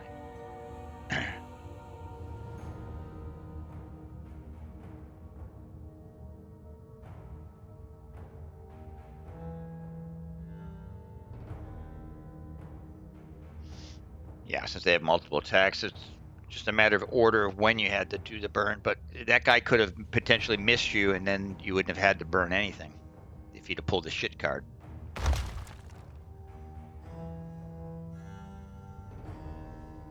Okay, so the brute's going to have to take a rest here, that's for sure. So I'll get another burn card. But we're almost into the room by the door. We killed that guy in blue, and that door is opening. And then we were 16th turn last time, and we're what, maybe 5? Yeah. And the lead guy, the guy in the doorway right now, is got poison on him. Yeah. So he takes a point of damage this next turn. So my suggestion here is step back, get out of range of as many of these guys as you can, so that they can't do the big pound on you, and see what we can do ranging from these guys.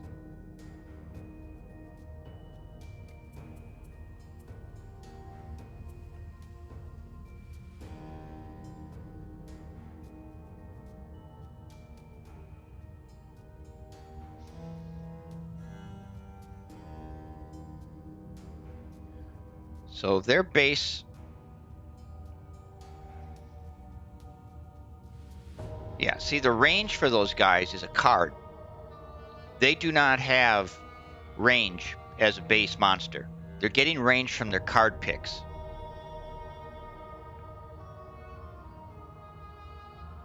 They're melee monsters without cards. They have an attack 4.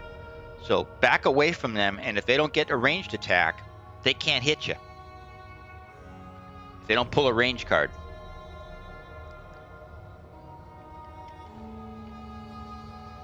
And try and load up with everything that we got that can hit anybody with range.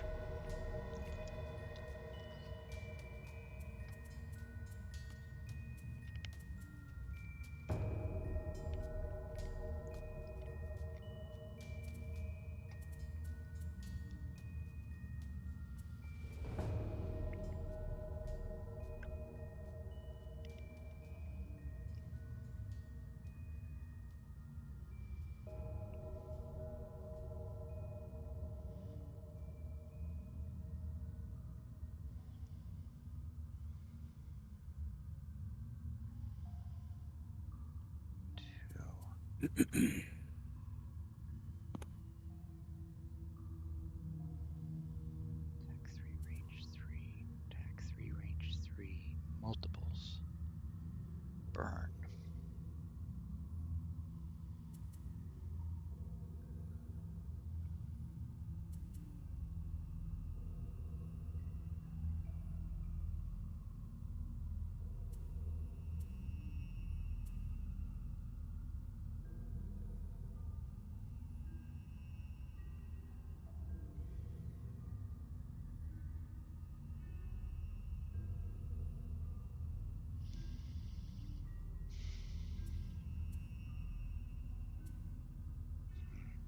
I'm set.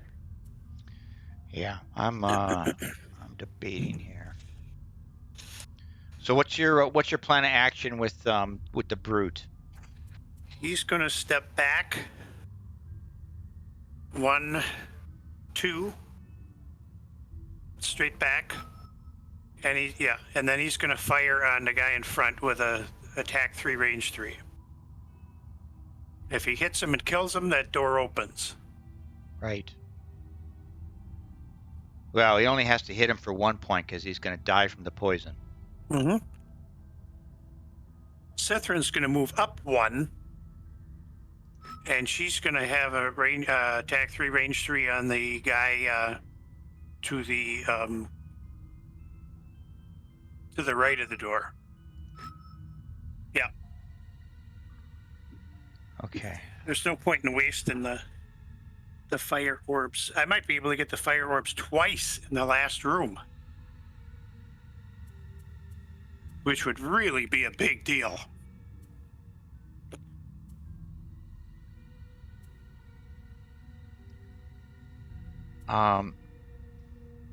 So the Cithrin will be next to the trap, to the left of the trap. The brute will be straight back to. Okay. What do you think about me using a heal 5 range 2 burn Tinkerer to the brute?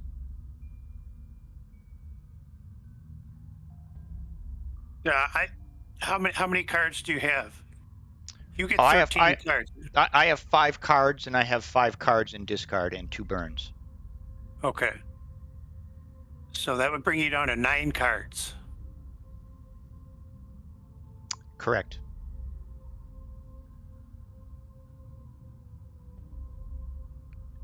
I think.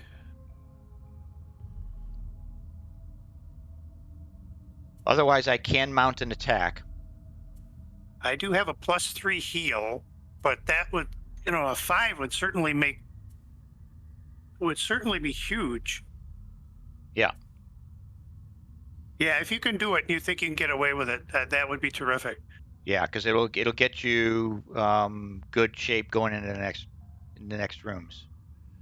Then I would hold on to my potion.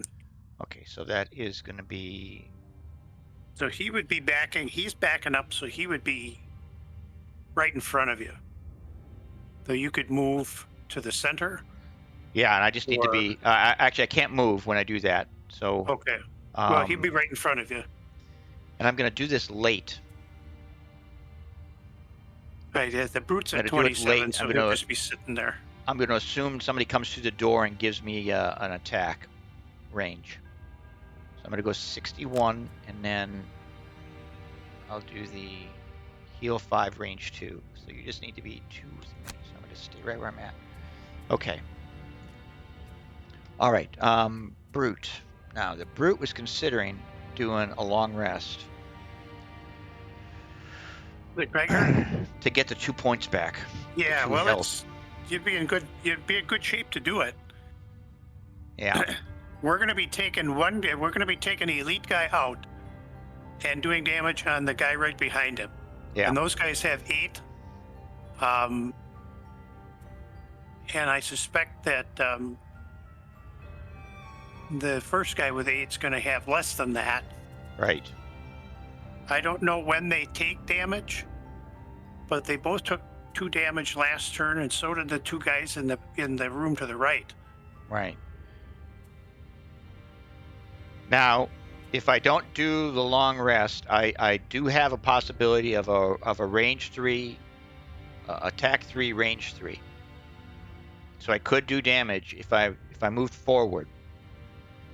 I don't think you're going to need. Okay, so I'm hoping that you don't need to. Okay, so I'm going to take the long rest then. Yeah, take the long rest and get the 2 points. Because the monster is the Stone Golem Elite is only going to have 1 point. Right. And I'm going to do an attack 3, range 3. Right. If I get through 2 shields, all I need is 1 point. Right. Yep. Even if it doesn't happen till his turn. Right. Likely he's going. Right. Okay. And here we go. Presuming, of course, when they go. I don't know exactly when they go, but late. They're all going late. 90s. Yeah, and so they didn't have a ranged. They don't have a ranged attack. Yeah, no ranged attacks. Fabulous. So this should work out okay. Yeah. So those ranged attacks that they did on your last turn, those were all cards they pulled. All right. So you need me to back up, even though that's not going to make a difference at the moment. So 1, 2, 3. I'll take my back here. Yep. Then I'm in my attack. Then I take my attack 3, range 3 on that clown in the front. There you go. He's dead. Okay, didn't even need door to. open. Didn't even need to pose. Door opens. At their last There we go. stand. A number of them lie around the area, their bodies mangled and roasted. 1, 2, 3, 4, 5, 6. There's only 6 guys back there. A throne A occupies 13, the room's center, a 9, and a 9, and atop it a 3, a sits 2, and the a 2. body of a regal Savas, holding And a I'm going to hammer have the and a opportunity with Cithrin to use a devastating attack twice. Right. Scorched into the wall behind him are the words, "Folly. The beast awakes. Impossible to control the mountain's power. Return them, and it shall sleep again." Okay. Yeah, I think we're in good shape here. Yeah, I think we're in good shape. We'll see what happens. It's going to kind of depend upon how they start moving and what they do. Because I'll be able to use, depending upon how these guys go, but I can use on the flame guys, I can use 1 attack, and anybody else who happens to be near it. And the other guys, I can use an attack on them too. Right. All right, so attack 3, range 3, and nothing is up, so it's range 2 plus 1. Okay, so we will move here. Skip the remaining movement. Attack here. Don't need anything special. I'll save that off for later. Yep. There we go. Take 3 points of damage any day. Okay. Tinkerer.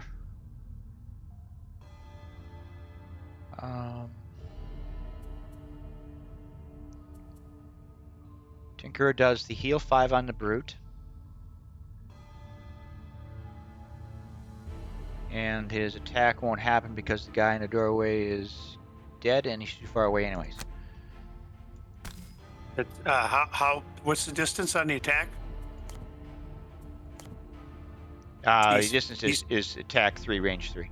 Oh, gotcha. Okay. Okay, so I'm healing the brute for 5. Okay, fabulous.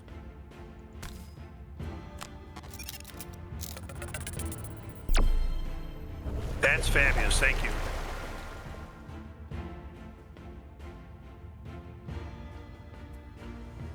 Okay, and then just a standard 1, 2, 3. There's nobody to attack. Just do a standard attack and skip. And end my turn. All right, so what we need to do now is to take those 2 guys in that room out as fast as possible. Yeah, this will be different because we're going to have to, whereas before we only had to deal with the fire guys on the right-hand side of the room, we're going to deal with everybody now. Plus we got guys coming up behind us, and if they pull big move cards, that's gonna hurt.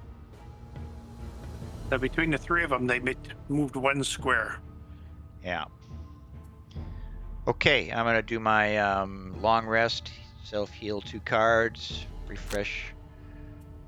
So everybody's just about up to full Right. heal. So you'll have heal 2. So you'll be at 14 then, right? You haven't got your 2 back yet, have you? I'm in the middle of picking a card, so I'm not sure right. if Okay, it's so you'll be at 14. Me The Tinker's at 11, which is his max. The Brute is at 12, and they have a plus 3 card, plus 3 pitcher. So you're at 14, and Cithrin is at 9. I think she is at 8, and I think she has 9. No, she's 8. She's at full. Everybody's at full except for the Brute. Okay. Okay, so 5 rounds. I need to use the bathroom, but Okay. I think we're doing pretty good. Yeah. The Brute has 1, 2, 3, 4, 5, 6 cards in his hand and 2 discards. So he's got 8 cards to play with. So that's pretty good. Cithrin has the opportunity to get burned cards back. So I think we're doing pretty good right now. Yeah. Craighart has 10 cards, no discards, and 1 burn. Oh, excellent. Okay. Sweet. I can indeed. Fabulous. Okay. Let's take one more turn for sure, maybe two, and then take a short little break to prep lunch. Okay. We'll see where we're at. Well, look at Cithrin. Cithrin has several long-range attacks. Kind of depend upon where the other guy goes. He's not going to go on the trap. But Well, yeah, he'll go on the trap if it's his last resort to attack you. The monsters. yeah, gotcha.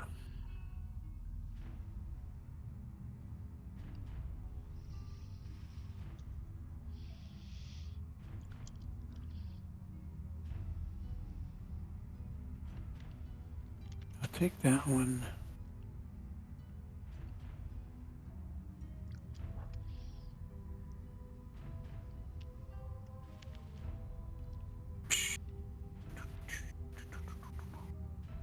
He's not going to use fireworks. We need to be kind of wary of the fact that potentially, if those guys can move like two, if they pull some cards and move two, the guys behind us could be in our room in 2 turns.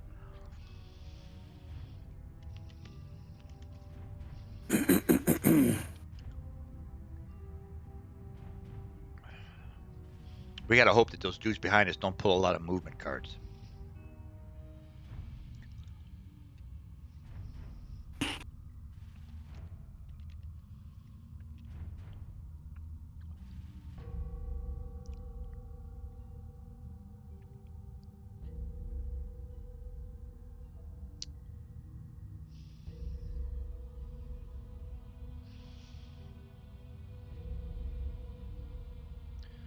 So what are you thinking here?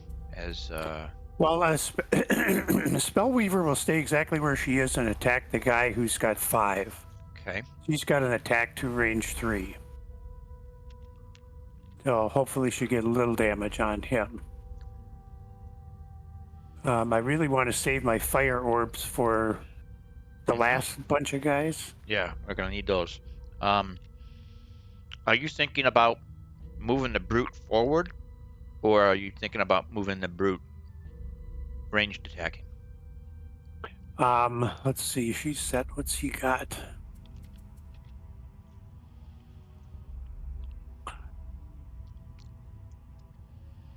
Now, the brute has an attack 3, push 2.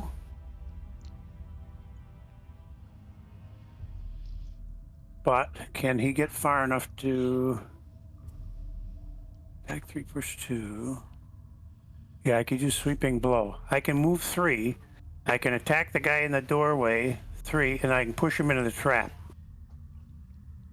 I would say that's a good thing because the trap damage, I think bypasses his shield. Damage 3, wound. So we want to get that out of the way. That's for Right. sure. So that would be my move. I use attack 3, push 2 at 32. And I will use... Oh, it's actually interesting. I've got 3 different push cards. That will be handy. So which one do I want to use?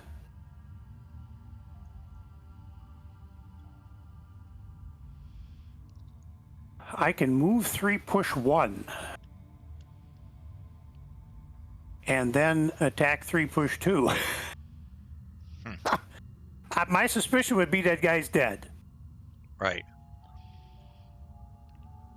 And I have one other push card besides. So that's what I'm going to do. He may get 2 pushes out of this. And an attack. And a 3 damage. I can't believe that guy's going to be alive after the end of that turn. Just from what I'm doing. Right. And I will move 1, 2, 3, so I'll be on the pile of gold. Okay.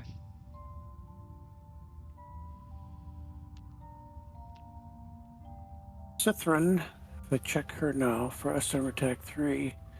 Cithrin could move to attack the guy behind then. she could move right behind him, right alongside the obstacle, and attack the guy behind.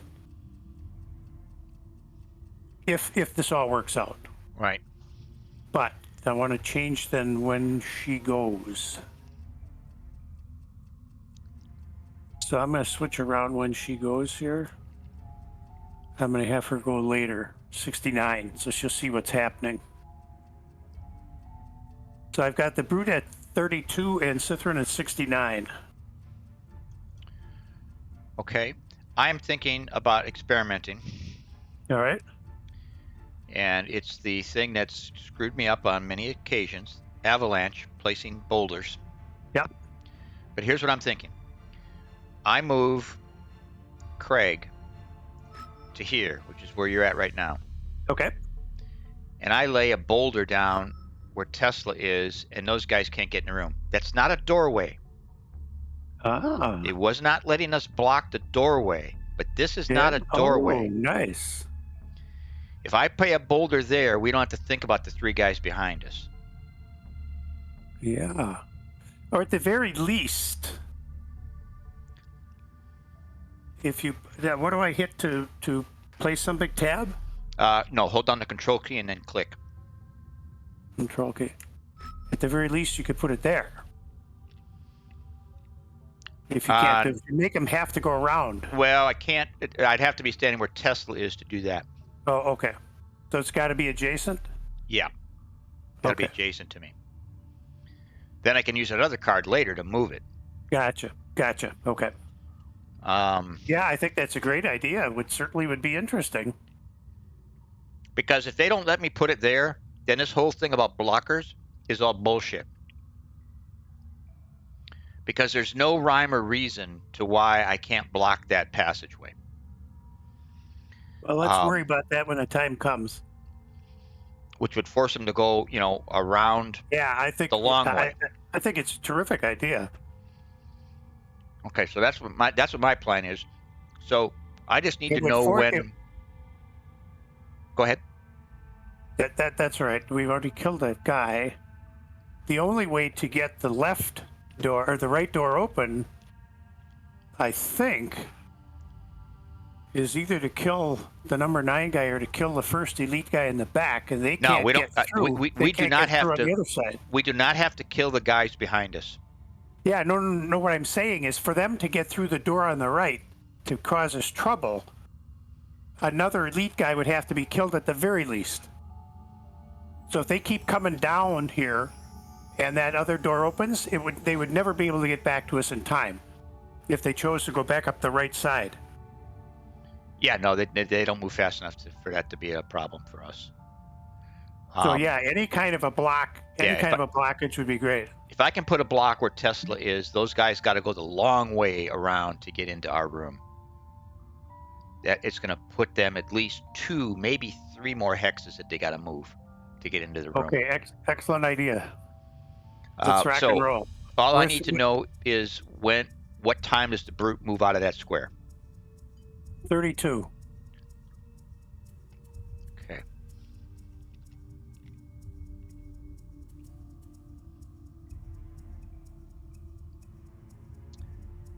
And let me see. I'm at 11 and 14. And you're at 12. And you have a maximum of 14 hit points, right? Yes. Yep. So does he have... I have a heal. I have a range. I have heal 2, range 3. And you're going to be standing in a doorway, correct? I'll be standing in a pile of gold, yeah. So mine would... Unless the guy goes first. If the guy goes first and he comes into the room... Yeah, he's closer. Surprise, surprise, surprise, I still have 2 pushes. Yeah. I still attack him and push him into the trap. So it's going to open that entryway a little bit. He's going to be dead.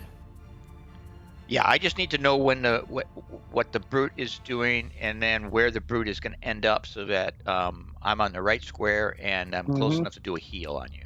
Mm-hmm. Well, the furthest away he's going to be is the gold pile. All right, now I just lost where that heal is. Where is that heal? Okay, it's a 38. And I'm sorry. Tell me again the initiative for the Brute. 32. Okay, so I could do Earth and Cloud at 38. Earth and Cloud at 38. Avalanche. Oh shit, I gotta move. Damn it. Can't get there. Frack. Hold on, can't do it.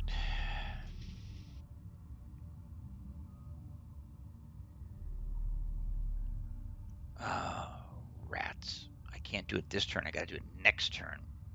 That's all right. Again, the brute still has a container of 3 hit points. Okay, so I'm not gonna do. I'm gonna do the heal. No, because the heal gives up my movement. I'm going to.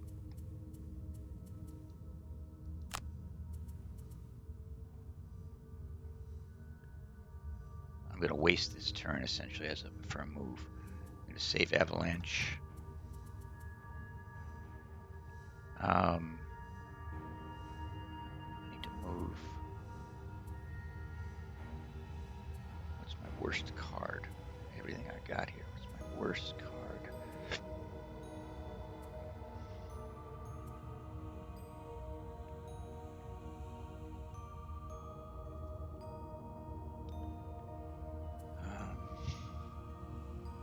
Oh, I can still do it. I can do a heal 4 range 2 on you. Be kind of a waste. 2 of those points. Heal 4 range 2. But that's still better. That's still a better scenario. You got to go before me, right? It would just, yeah, I do it. I do it before you, which I can do because I'm at range 2. Okay. So I can do that before you move. And then I just got to find a move card. Something crappy to move with that I can live without.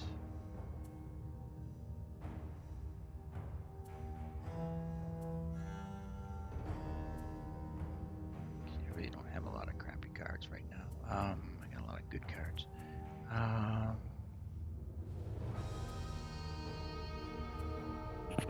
think I'd rather have the ranged attacks and the movement. I'll get rid of heavy swing. I'll do a movement. So 2 movement, heal you, then move. Okay. And now Tesla is going to do a short rest. Or is he not going to do something?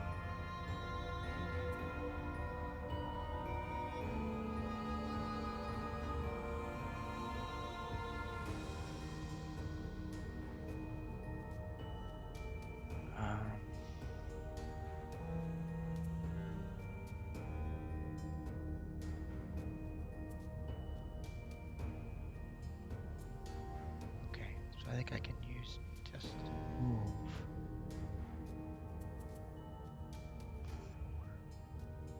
Move Tesla up here.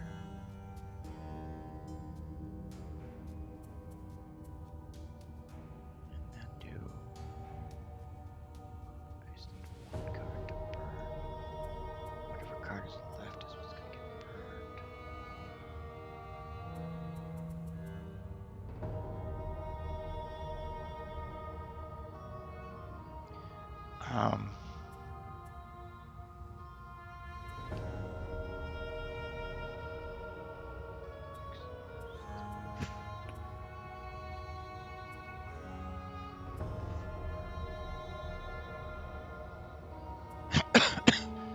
Let's just take move 4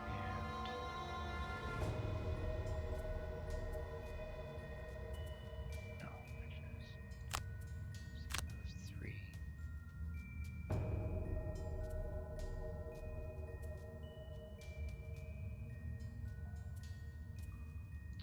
gonna get him back. Okay, sorry about that. Here we go. Boom shakalaka laka. Fire guys are on the move. Ooh, they got big ass move. Ooh, that could hurt us. They're coming through the door. Well, maybe not. Maybe it'll be better that they're coming towards us quickly. Because they're going to get through the door with a move 4 if they do that. Right. Oh, he I went right said, in. pile him Oh, up. yeah. For me, he dropped a. Did he drop a trap? I did No, he didn't. pile No, him up. trap is there. I'm gonna Yeah, have to he clear just the flew over room the top of it. probably have to clear that room of traps eventually. I got that card to do that. Okay, this is gonna get real interesting real quick. Okay.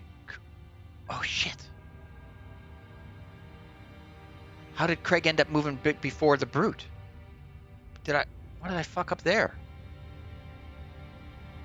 Oh, You need to be Christ. moving before the brood. No, I need to be where the brute's standing. Shit. Step up one to the towards Yeah, I closer. can still do it, but it's not ideal because it puts me one more space away from where I really want to be eventually. How did that happen? I thought I had figured that out.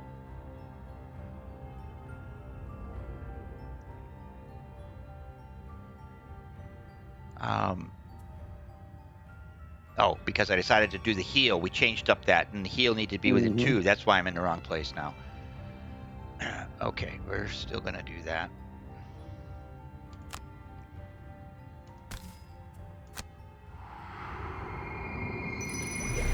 That's sweet. Thank you.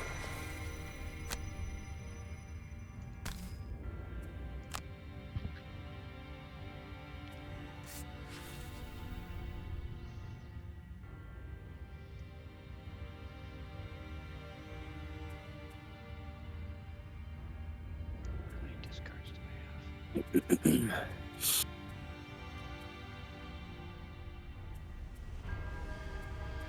I'm gonna take a discard back.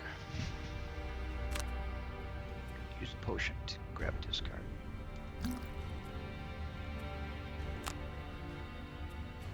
And I'm gonna take that heal 4 range 2 back as a possible lifesaver at the end. Mm-hmm. Yeah, that's. Yeah, absolutely. Okay. All right, so the brute has move 3, push 1. So I'm going to move 3.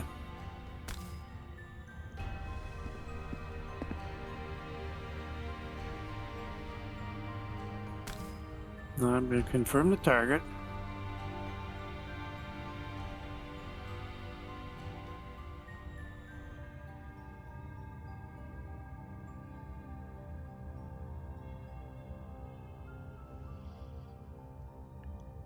And for some reason, it won't let me push. Try and go a square past the push. The push Oh, UI. yeah, There's yeah, something. yeah, I see it. I see it's behind. It's not going to let me push him sideways.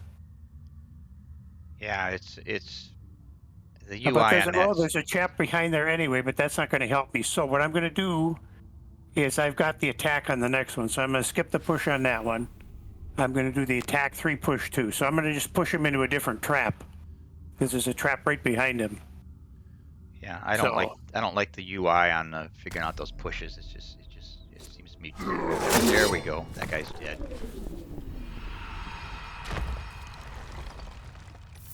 That's gonna help us tremendously. But unfortunately, I didn't get to push him into the trap.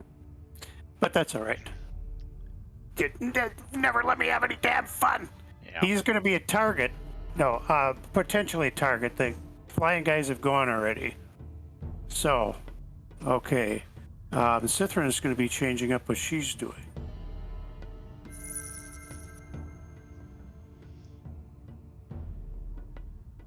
Okay.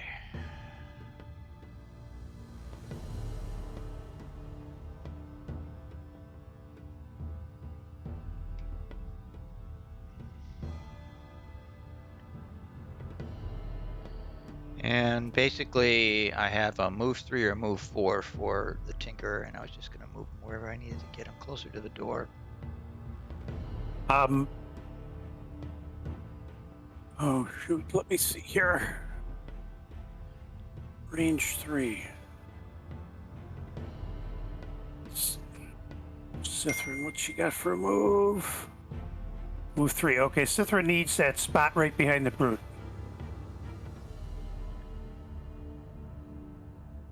If the Tinkerer moves up, have him move 2.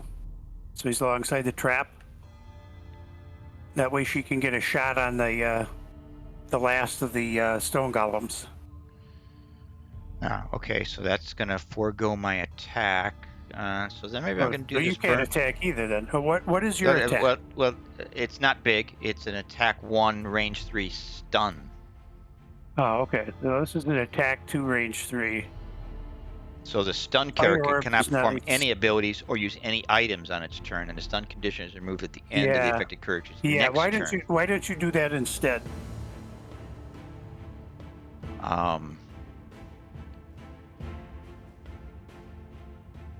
Yeah, the other option is... Oh, she gets, wait a minute now. She'll have an attack 3, range 3. And she gets a +1 attack because there's stuff up and burning. Wouldn't get a stun, but she'd get the... You think you can get some damage? Oh, she'll have an attack 3, range 3 on a guy with 1 shield. Okay, so she'll do 2 points. Take the attack, and I'm going to consider doing this on your next 4 heal actions. Add +2 to heal. Burn. Oh, okay. And then it'll kind of be in the bank. Oh, yeah. It's not We offensive, got some but backup heals. yeah. Because it's possible that the brute is going to take some attacks. Yeah. So I'll do that. I'll move to here. Because the brute's going to have to move up. He's going to have to move up 1 to where the gold pile is, and Oh, now, Sithrin's going to have to move into the doorway. Okay, hold on a second. How are you getting past that trap? He moves to where the gold is. There's no trap there. No, Sithrin. Sithrin, How do you get to that space that you want to get to without moving through that trap? There's a trap to your right, Yeah. and it's a damage 3 trap. Well, she's going to move 3. That won't be enough. Move 3. 1, 2, 3. You go ahead and go all the way up. She can't get there. Okay. So I'm going to go back to doing this, which is move 3 here.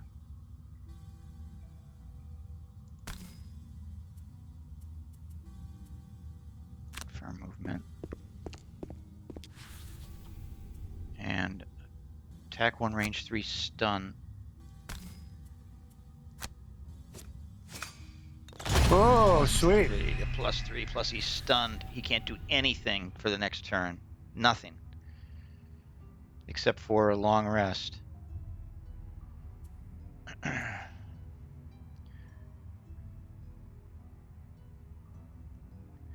Okay, now, I have Curious Gear.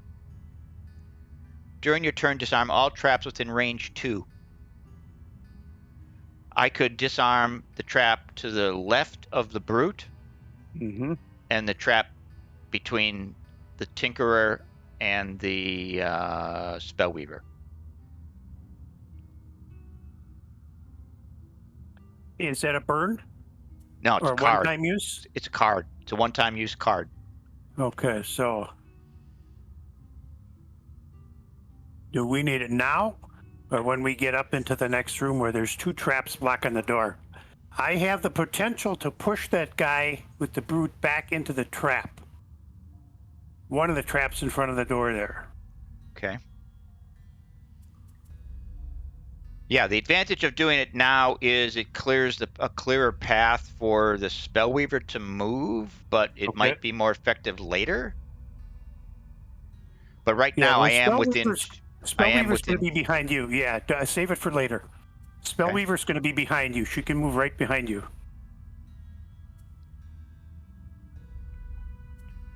So she has a move 4? She's going to move 3. She's going to go backwards around the trap. Backwards around the trap. Gotcha. Okay. So I'll end my turn. I'll save that card. Yeah, that'll be great. All right, so what have I got here? 1, 2, 3. Move 3.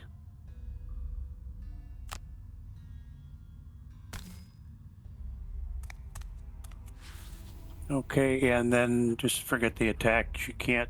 1, 2, 3. She can't attack anything. So attack. Skip the attack. And the turn.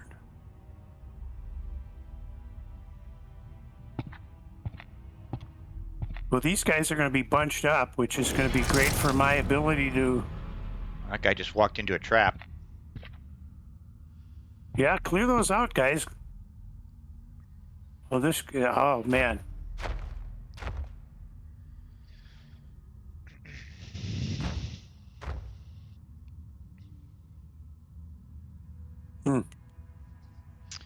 Okay, first order priority down here is Craig's got to drop that avalanche.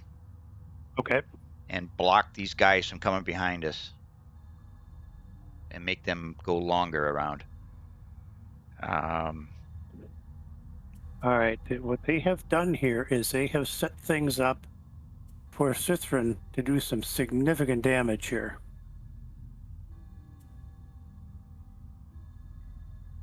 The question is, what will she need to do? The Brute needs to go as fast as he can go to get to the gold, and he can do that. Gets to the gold, he's on a skewer, which has a lot of good stuff. Attack 3. And does he have a push here anywhere? Yes, okay, so he's going to do 35. He's going to skewer, so he'll get the guy with 5 and the flying guy behind him, the flame demon. He can attack both of them from that spot, and then he'll use overwhelming assault, which is a move 3, push 2, target an adjacent enemy, push him right straight back into the trap. There we go. So that's what he'll do. Then he'll have to take a rest after that. Cithrin needs to take a short rest now, and then I'm going to see how far she can get and perhaps use her first fire orbs. Oh, and that's, oh crap, and that's what they want me to burn. Can't do that, so cross your fingers that Aid from the Ether isn't next. Oh, the move 8 is next, but I don't think we're going to need it on this turn, or on this situation. So I got to burn that one. So she's got 2 burned cards. She's got 6 cards to play with, which is be a number of turns. Plus she will be able to get burned cards back. So, what does she want to do? There's a lot of guys in a bunch there. 1, 2, 3. 2 of them are flying. She needs to be within 3 to use that.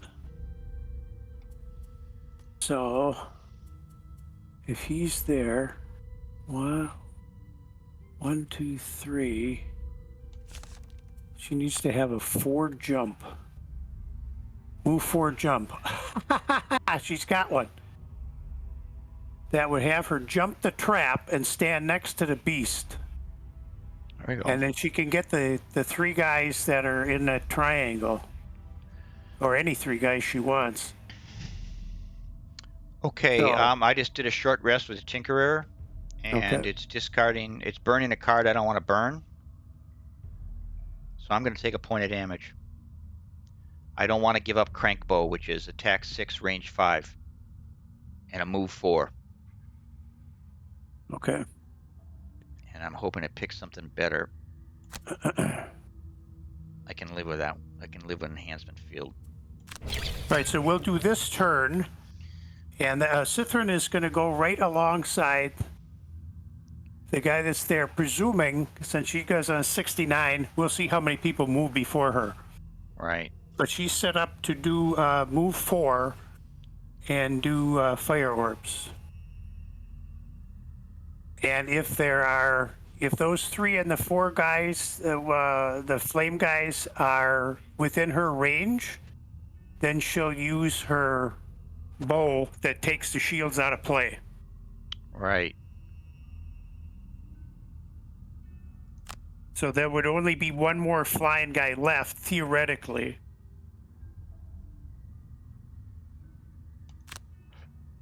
Okay. So the Brute's scheduled for 35, Cithrin for 69. So she'll kind of be able to see exactly what she needs to do. Right. And she's got to leap again, so she can get over trouble. Okay, here we go.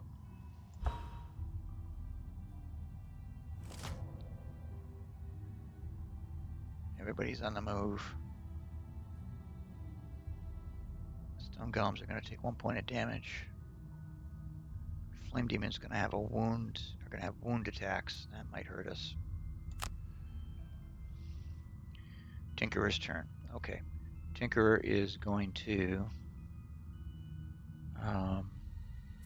attack 1, range 3, stun. And that'd be on the guy right in front of us. Hoping to stun him. He's stunned. Good. Okay. He's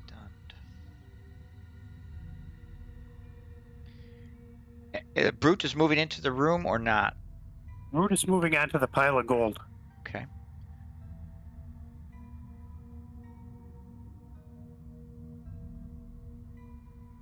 Okay, and I basically just have to stand my ground here.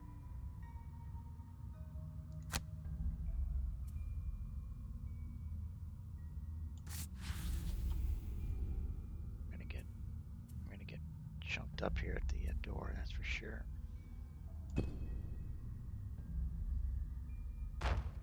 Shit! Fucker! He moved before me. God damn it!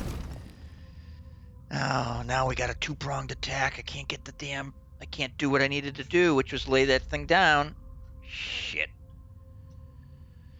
Can you do that if you move? No, it's the move. Okay. So I'm pretty screwed here now. That's totally. I mean, we had him blocked off, but now I gotta attack this dude, and I'm not gonna have any attack on him. I don't think I really set for it. I take 3 points of damage. Yikes. Criminy. Oh my god, that guy moving first really screwed us. It's the quickest I could get Craig to move. Criminy. Alright, I'm going to use my shield. Take back 1 point and then take 2 points of damage. Oh god, that really blows.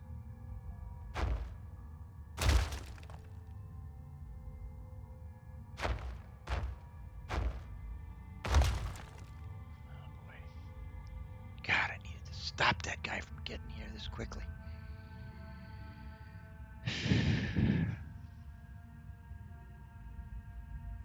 Okay, so the Brute now is going to...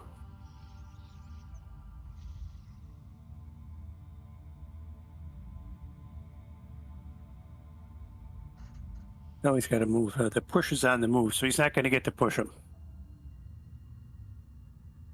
Pushes. Oh, move 3. Never mind. Move 3, push 2. I can actually push him. Wonder if I can push him sideways. You can push him in any direction that he can move to, I believe. Except for towards you. All right, let's do that. So I'm going to move here.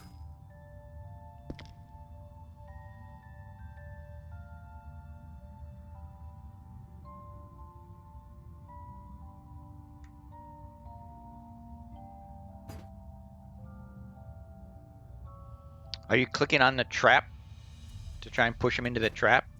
Yes. Try and go 1 square past it if you can. It's just broken. There's something wrong with that mechanic. That push mechanic just does not work right. Oh, that put 2 guys. That he would be right underneath again. That would be interesting. Can I do that? No, Move you 3, can't push him back 2. into where the flame demon is. You can't have 2 guys in the same space.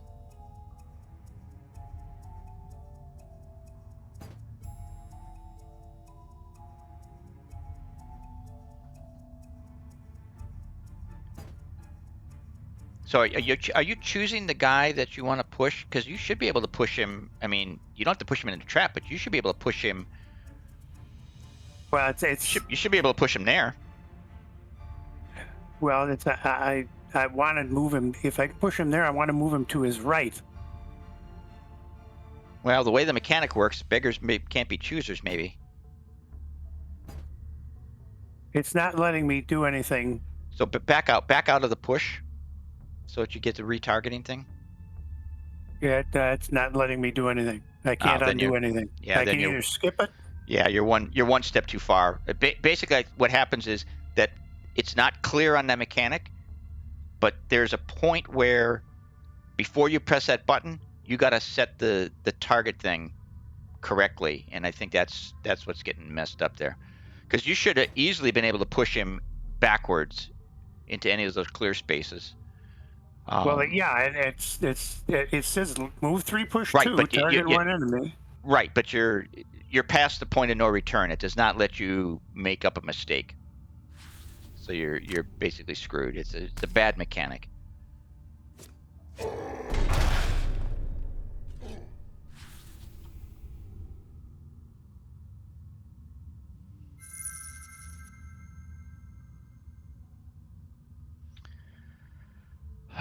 Well, the only advantage of this here is the fact that I do have attack. I had an attack queued up, but to use the big attack, I can't lay the obstacle. Oh my god, this is so effed up. Oh man, we're gonna have to be fighting a two-prong attack here now.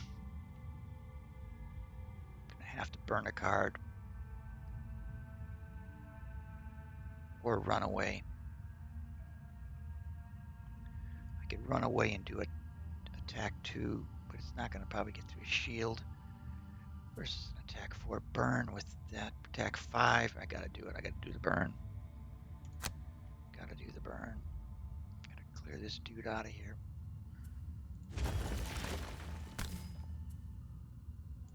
I need a big one. I need a big one. I need it bigger than that.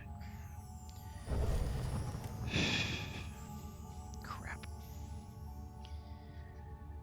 But I can do a heal 2, range 3.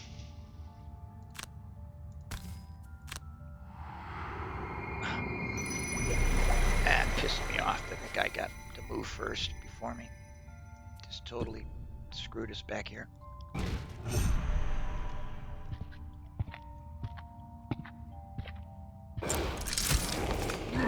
3 points of damage, you dumbass. Okay, I'm gonna take the damage. That could take a lot of damage here, but we'll see what Cithrin's able to do. Yeah, but that guy who just walked into the trap, he's now wounded. So he's taking a point of damage every turn. And that's the elite, I think. Yeah, that's the elite. Mm-hmm.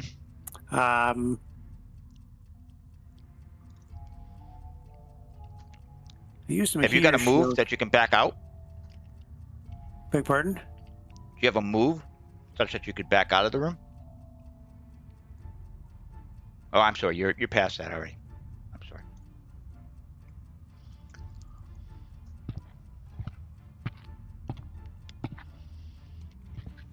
All right, Cithrin can't move exactly There's where going to she be like wants 12 to go, guys in this room. Yeah, that's why going left is potentially harder here. There's a much bigger battle in this room than we had on the other side. All right. Much bigger battle.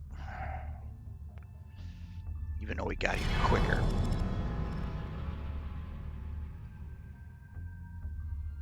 All right, so...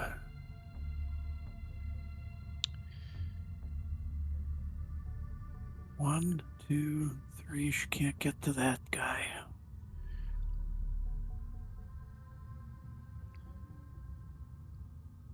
Yeah, the Spellwizard's either got to go at the elite guy next to the brute, or he's got to, or the elite guy next to the Craighart. Whichever one you think you can effectively hit better.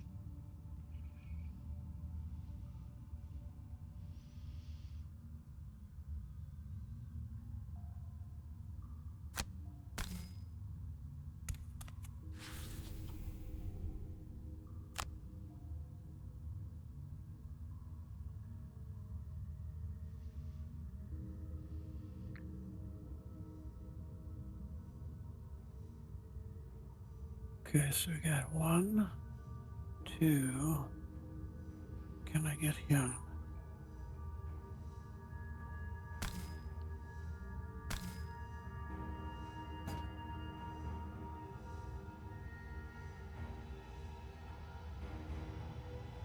So I'm not going to use that yet. I'm going to use that.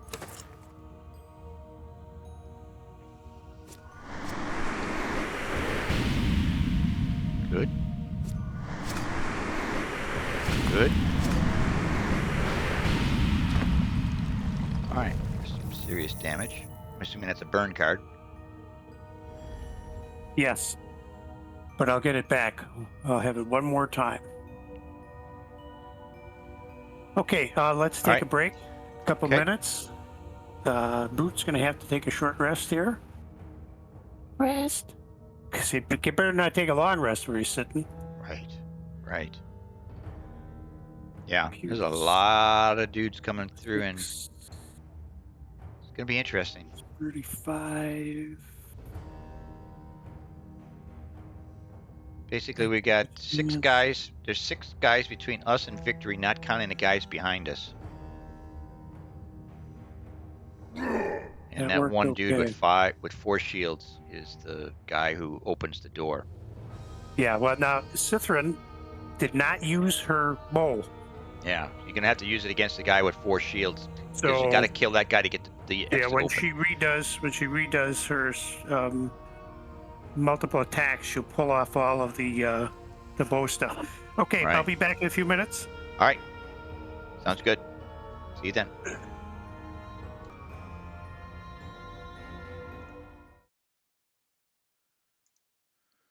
Yep.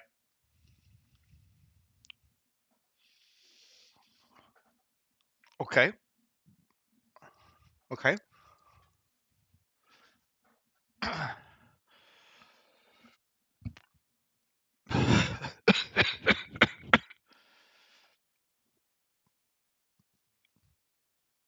Okay.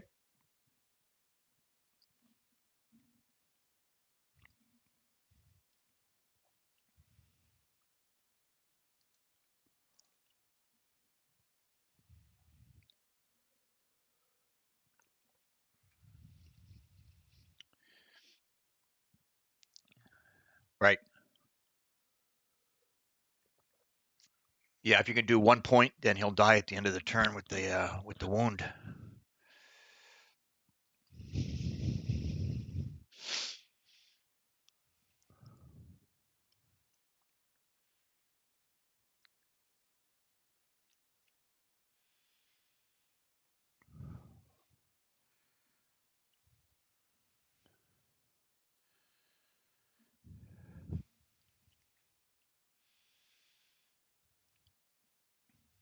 Okay. Okay.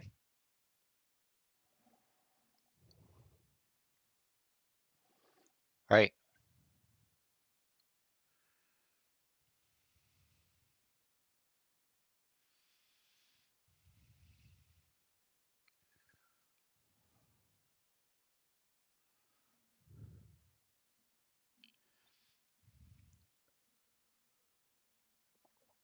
Right. Right. Okay. Well.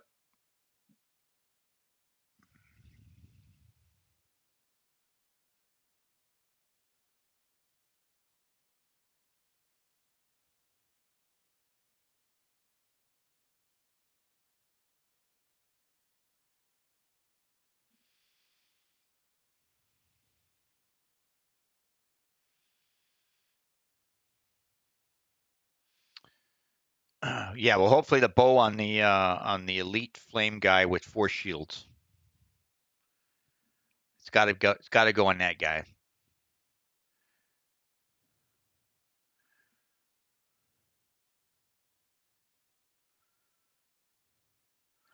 No, I'm talking about the bow and arrow. That's got to be against the guy with 4 shields.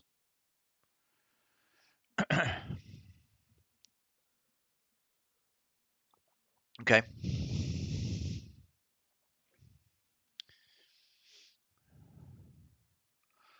Okay.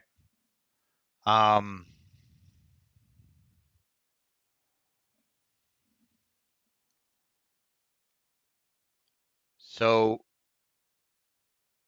clarify one thing for me. Are either of your two guys moving?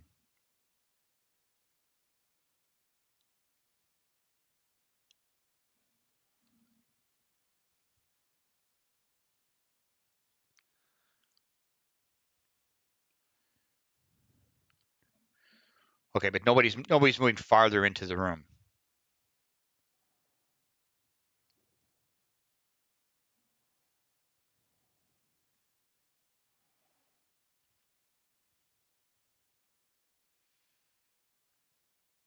Okay, so there is a path. Okay, so there is a path through that potentially the Tinker could get through if it needed to. Okay. Um,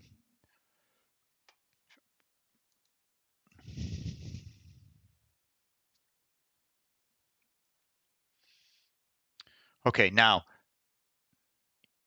your brute is damaged and you're moving farther into the room. So I think the Tinkerer has to heal you before you go because you're wounded, which means you're taking a point of damage every turn. So you won't get any hit points back, but I got to heal you to get the wound off of you.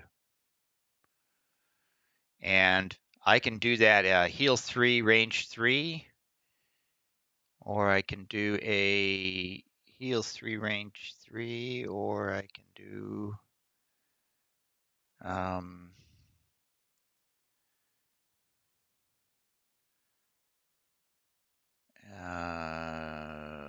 that's it. Unless I do the move and I get next to you, and then I could heal you by standing next to you, but I have to be next to you. That's not going to be practical. Okay, so I think what has to happen is as quickly as possible, we got to get that.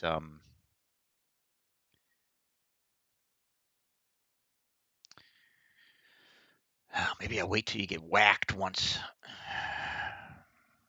No, that doesn't make any difference because you gotta waste 2 heals. You got to do 1 heal just to get rid of the thing, and then the next heal to do points. And I'm assuming that the brute does not have a bottle. You have a bottle for 3. Okay, so you could do a bottle to get 3 back, and I can do 3 on you, which will be wasted, but it'll get the wound off of you. So let's go. Does that sound like the right play?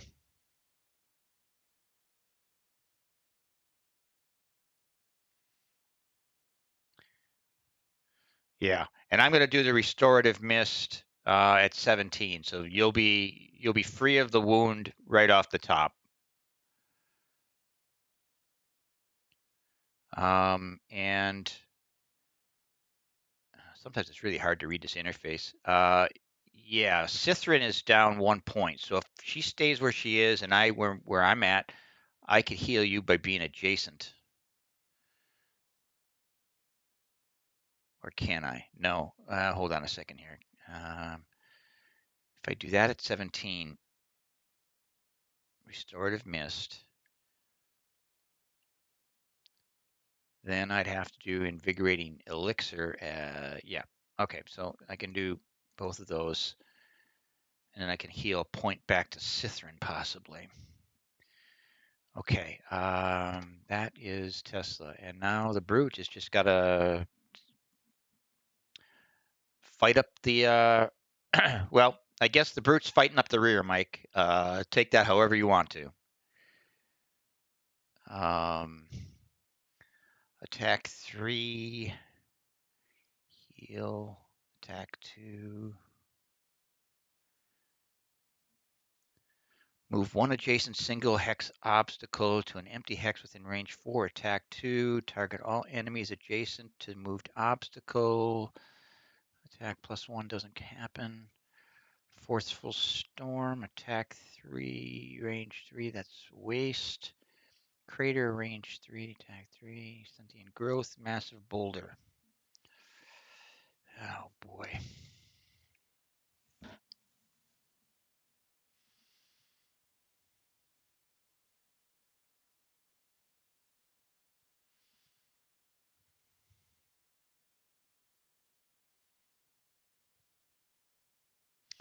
Add attack 2 to all your melee attacks this round. If I get a melee attack, I could get +2 on the melee attacks. So that's what I got to do. I could do any melee attack though.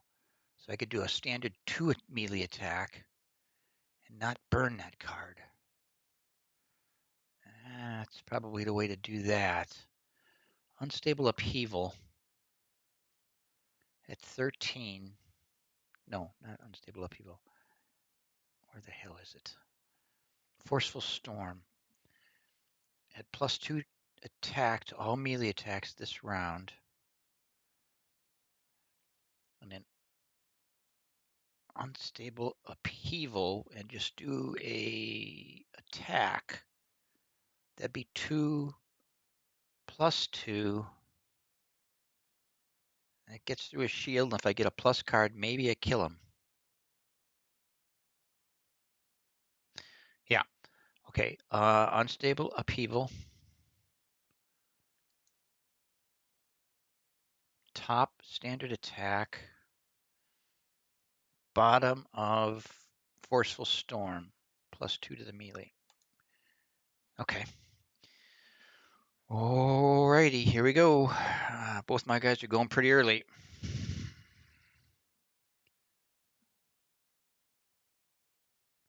Stone Golem, boy, Stone Golem's got some big attacks. Move 0, attack 4. Move 1, attack 5. Yo, yo, yo, yo. Range 4, attacks. Okay, target 2s. They got some target 2s on those demons. That's not good. All right, it's Craig. And Craig will do bottom of forceful storm. Add +2 to attack to all your melee attacks this round.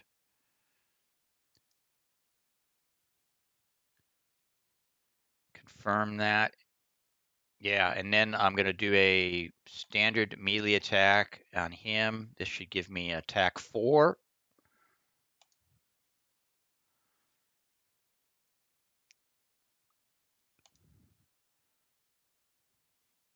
Oh, +1. All right. Problem is, this guy's going to attack me for 5 on his return attack. He's going to hit me for 5. Yeah, I know. But there's 2 more guys coming in behind her. Well, 1 more guy who could potentially get to this doorway if he gets to 3. I don't know what his movement was. Okay. Now, Tesla. I remember how I was doing with Tesla here. Tesla is going to do a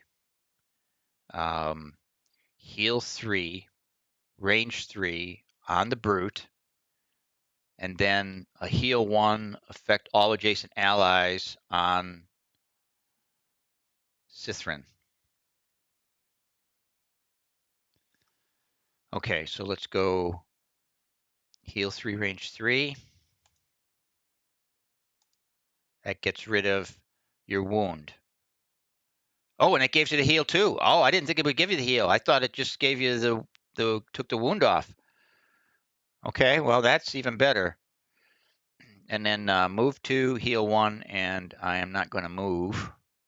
So I could back up. I could back up 1 space to give potentially, if I backed up 1 space, I can still do this to you. No, it's got to be adjacent. So, okay, can't do it. Got to do it here. Yeah, got to do it there. Just stay there. Skip movement. Confirm target. Okay, you're back to full.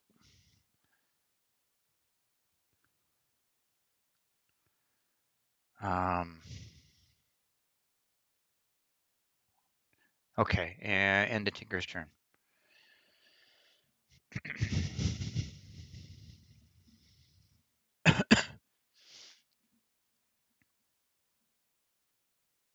There we go.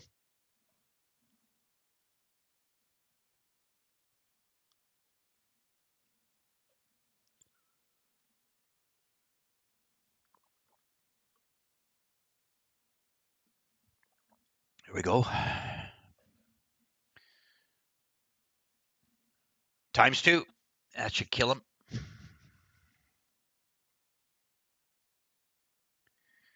Yep. Oh, yeah, you were, because that was a ranged attack, so you at disadvantage, so you got the -1 instead of the ×2 there. Yeah, because you had a -1 and ×2, and it.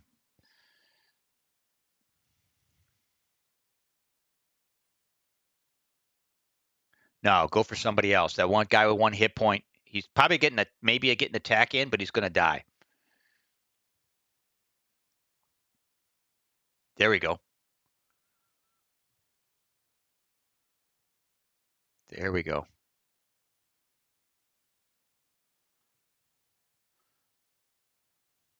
Yeah, this is going to be a battle of attrition here.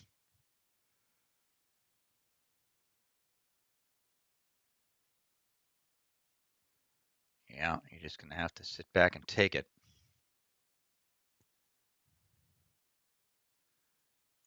I think you got to take it. You can't kill you with 7 at this point, unless there's 2 more guys attacking you, which there will be next turn. Then we're going to have to start, figuring out what to do with those dudes.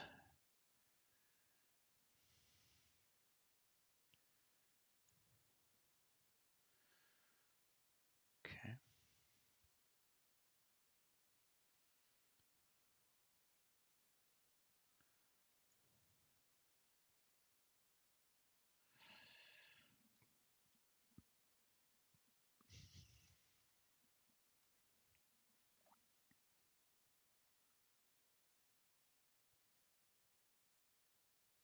×2. It killed him. Killed him with the ×2. There was a nicely timed ×2.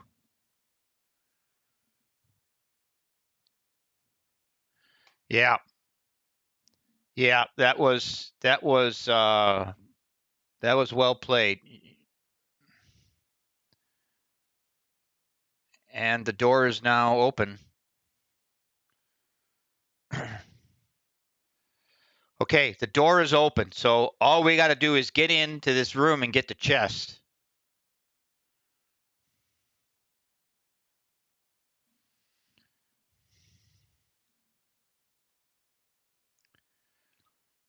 Yeah, you should probably, in this case, I think you should probably do it because you got potentially 2 ranged guys gonna whack you for God only knows how much damage.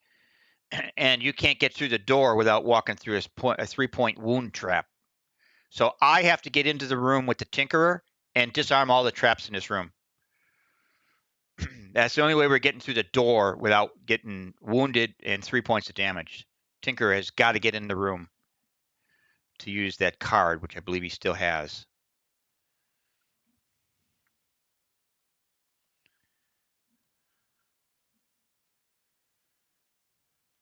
And here comes the big 5. And here's the big 5 attack. Yeah,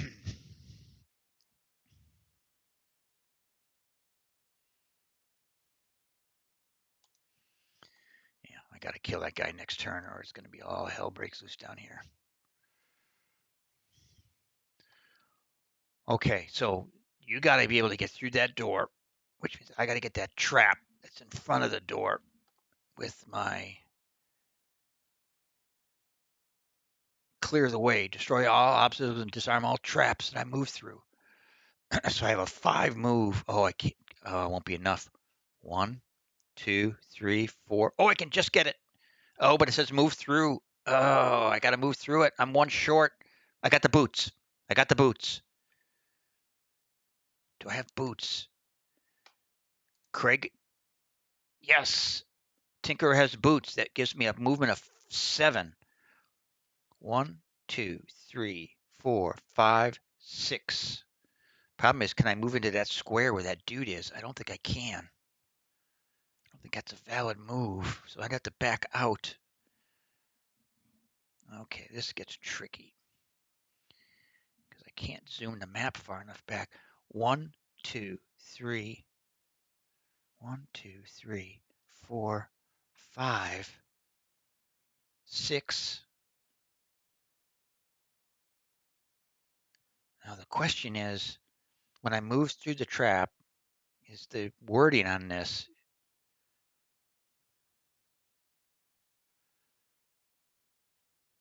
The wording on this. Hold it. Am I doing the right guy? I'm doing the wrong guy. Oh, God, son of a bitch. The wrong guy's got this. Again, Craig's in the wrong place at the wrong time. Clear the way is on Craig. Damn it. Damn it.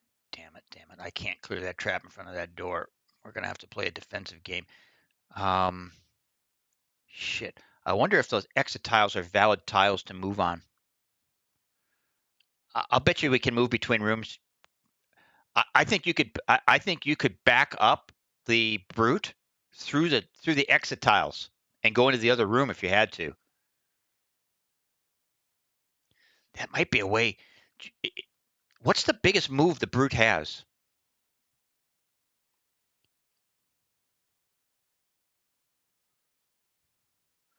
One, two, three, four. God, if the brute had a 5, he could practically get to the door of the next room.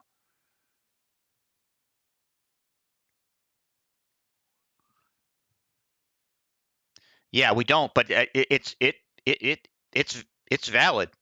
It shows as a valid square when I hover over it. It's a doorway and an exit tile. Mercenaries that end their turn on this hex can be sacrificed. Okay. Mercenaries that end their turn on this hex can sacrifice a looted artifact to the beast to complete the scenario.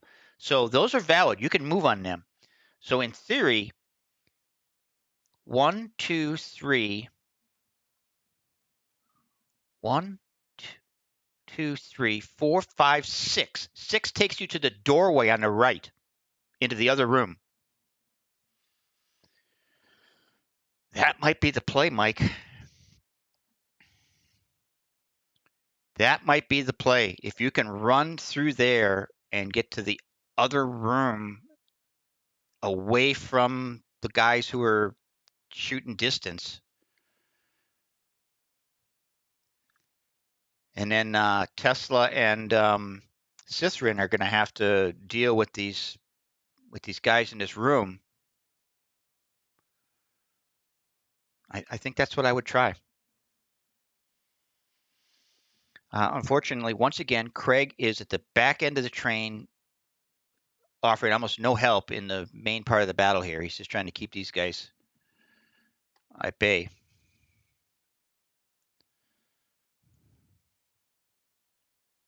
Okay.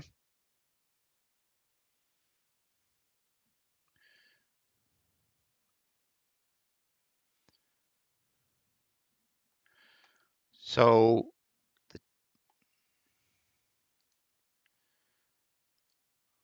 so the Tinkerer could take a short rest and get 3 out of 4 cards back and have a total of 7.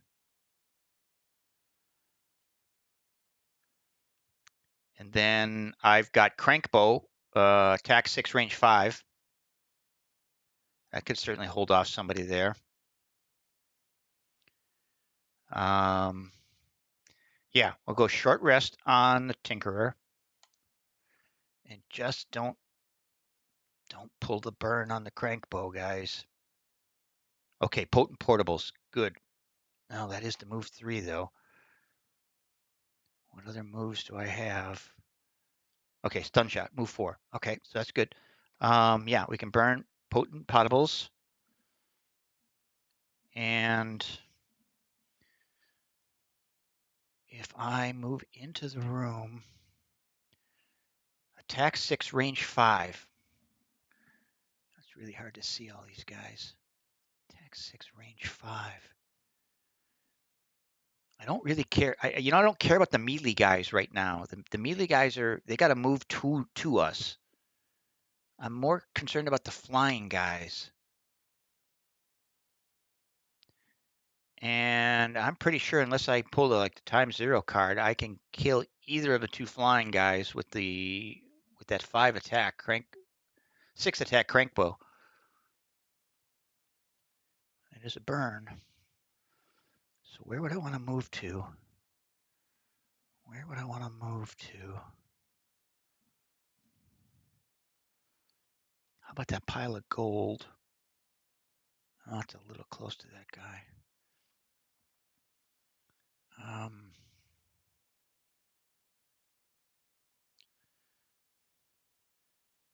That guy could melee me then.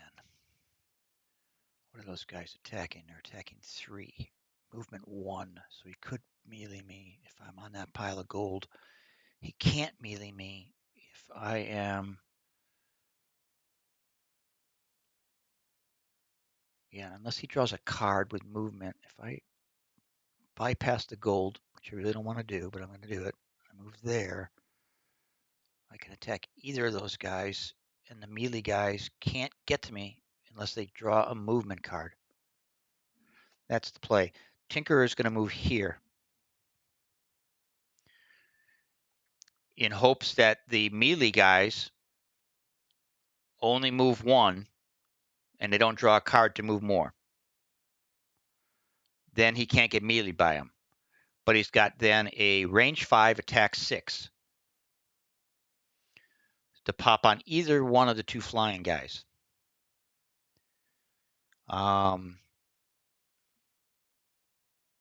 And the only really disruptor there would be like the times 0. Because even a -2, the guy would still take 4 points of damage. I'd kill the first one. Yeah, so that's what Tesla does. Now, when does he do that? He's got to be able to move 1, 2. He needs a 2 movement. Okay, and then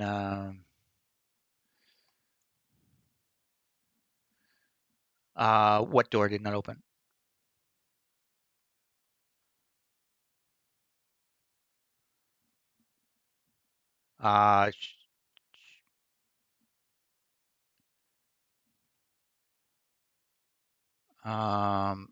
No, wait.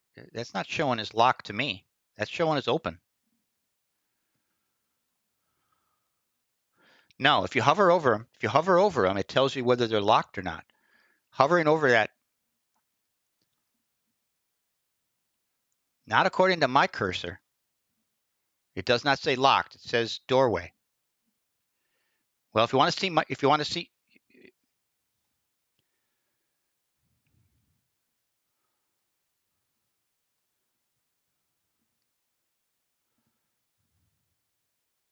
it didn't open both doors this time. Why didn't it open both doors? Last time it opened both of those.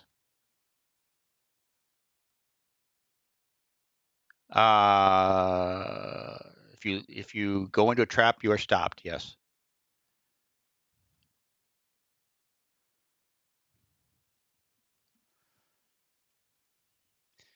Well, no, you can still you could. So who's controlling that door? Who's left to control that door? The guy that I'm attacking. The guy that I'm attacking. So if I kill that guy first, okay, let me take a short rest and get all my cards back.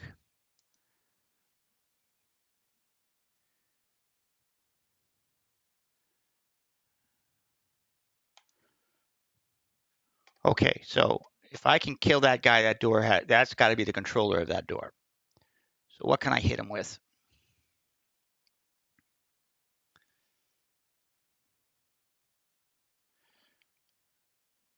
Okay, the quickest card I have is 29 with Craig. So I could do, if you can wait till 29. Okay. So if I go, okay, enemies. Okay, I can do one. Yes, yes, absolutely, because it's I use the move part of that, and then all adjacent allies and enemies suffer 1 point of damage. That guy takes a point of damage just for me standing next to him. So I go at 29.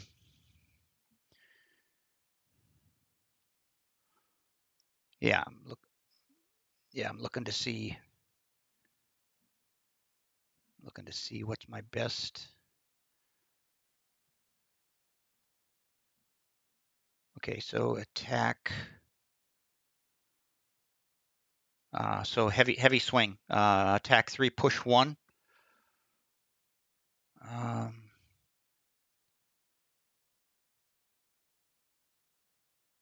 So attack 3 gets past the shield, does 1 point of damage with a 0 or above, and standing next to him does a point of damage. That could kill him with the 0, but I can't have any negatives. Can't have any negatives. So that happens to 29. Yeah. So hopefully that door opens at 29. Yeah. So hopefully that door opens at 29 and you can make that run through. Okay. And then I move in quickly with Restorative Mist and Crankbow. Okay. Here we go.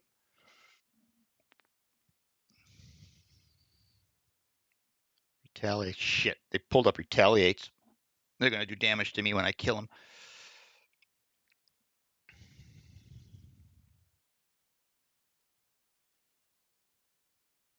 Yeah. They got some cards. They got some cards. Wounds, multiple attacks, moving. Yeah. Flame Demon. Flame Demon Elite. No, Earth Demon. Okay. Here we go. Stone Golem goes first. Don't kill me. Don't kill me. He pulled in a retaliate. Okay, so he's going to whack me. That guy we don't care about. Retaliate. Okay, so this is good. Down here, this is good. The retaliate is going to cause me some damage, but I still have a possibility of killing that dude. Okay, Tinkerer. Tinker is going to move 2.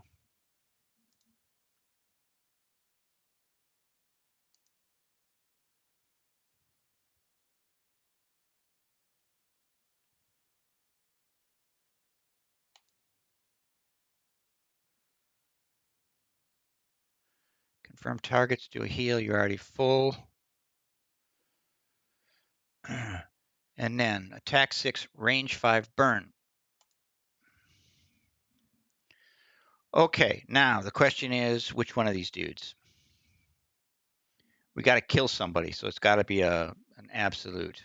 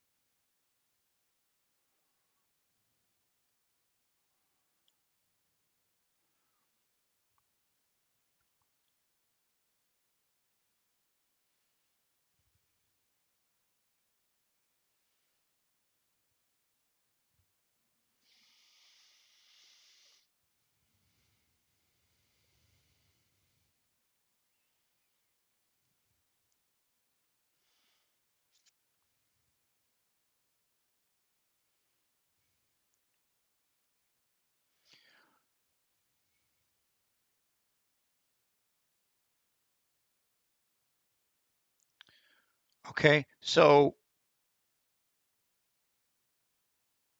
assuming Craig, who comes after what I'm doing now, assuming Craig kills that guy and that door opens, you're going through the door, right?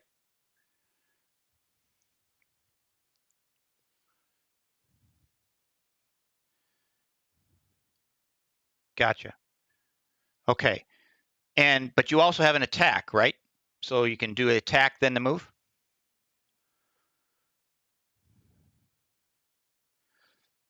And your attack is a ranged attack or a melee attack?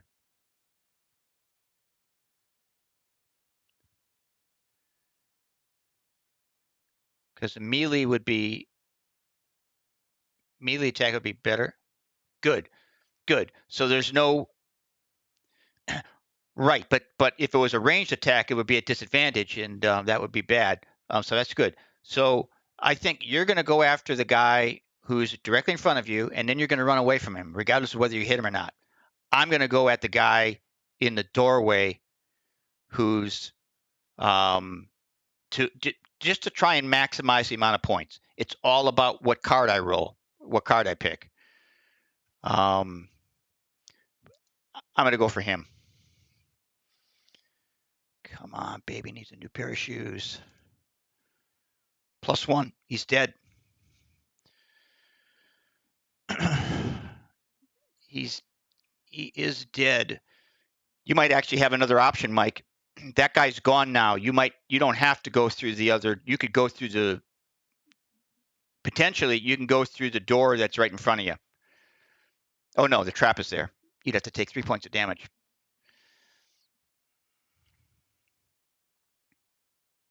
That big move card isn't a jump, is it? Oh, okay. Okay. Well, based on whether or not you kill the guy in front of you, yeah, it might be worth the 3 points in the wound, maybe. Not sure, but I think the safe.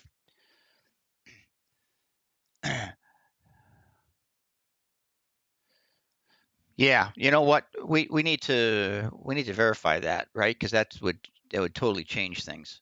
Let me do a quick Gloomhaven. Gloomhaven, do traps stop movement?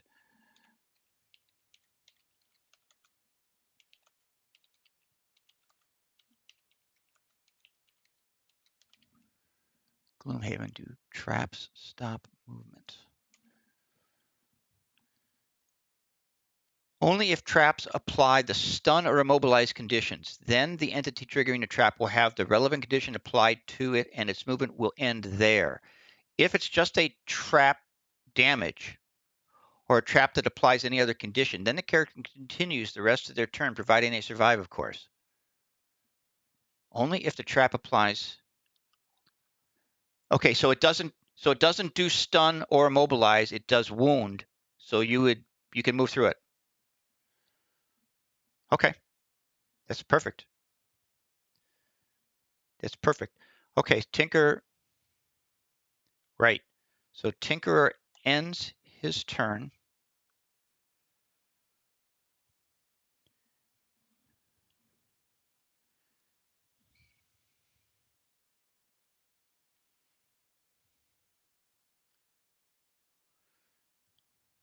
Okay.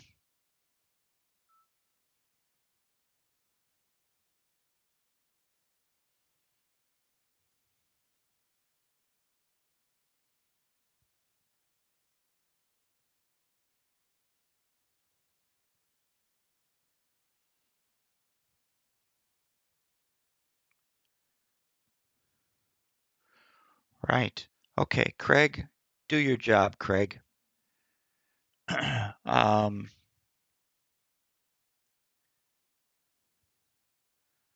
So it's attack 3, push 1. I need a good call here.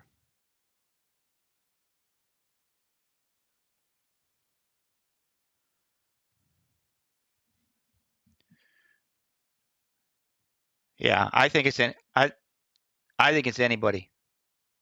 There's been no mechanic.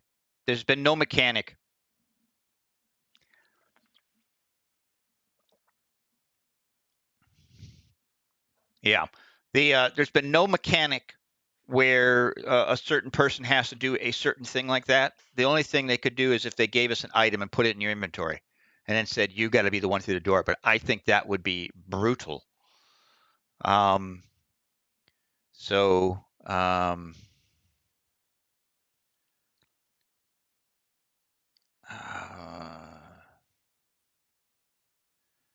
yeah, so he takes, yeah. Come on, I need a card here. +0. Damn it. But he's going to be dead because I'm standing next to him. I got enough through there. I'll skip the push. And now he should, I'll take the damage. And now he should die because I'm going to do this.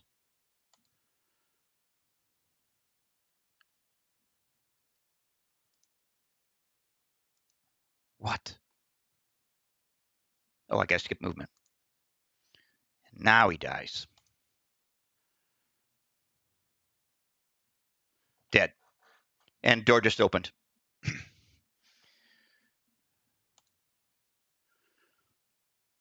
Okay. Now Craig can just run back into the room here because there's enough distance between him and the rest of the dudes.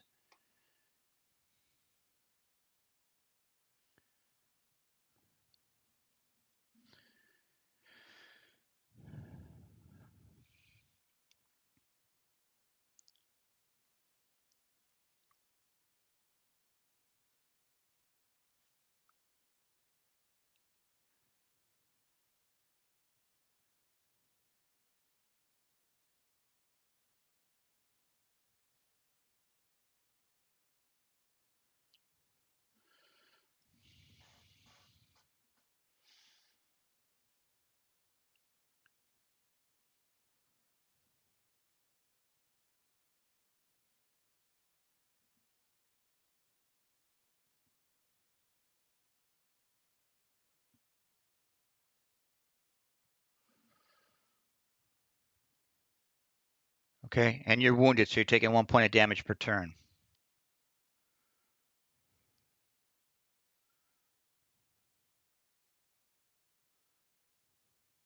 Right?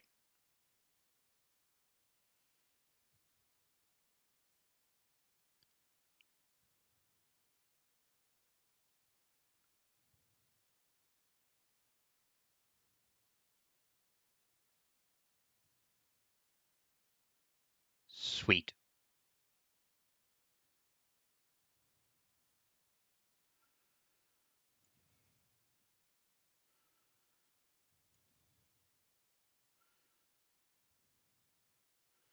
Yardum loots the helm and Yardum loots the mountain. Boy, that's really bad UI when they cut it off and don't show you what it all says. That's not smart.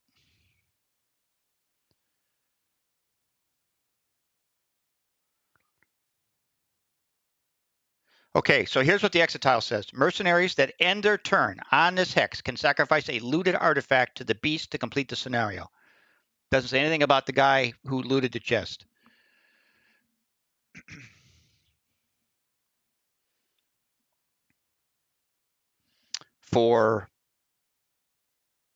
Okay.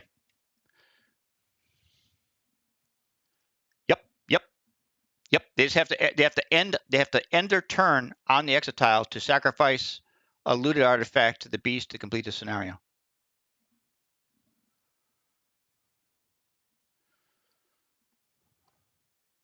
So the Craighart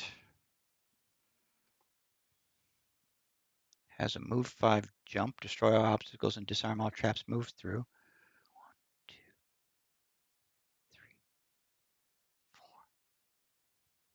5. I can get him to there, so we can do some battling. 1, 2, 3, 4, 5. We can get to where the Tinkerer is. And so the Tinkerer, what's the Tinkerer got? Tinkerer's got a move 4 plus his boots. Yeah, Tinkerer's got to move 4, and that's where he's going. He's going to the exit tile, and he's going to do it at 18.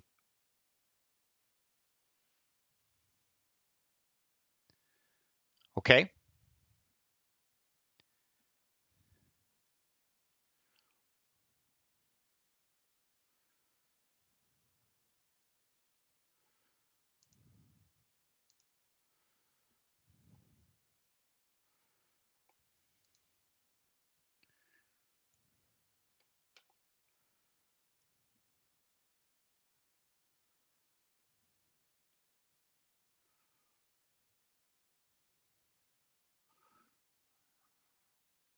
Okay. So 1, 2, 3, 4, 5. I can get to where that guy is.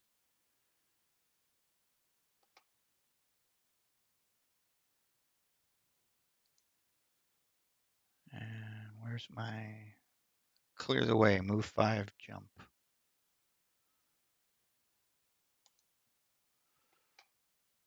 Okay, here we go.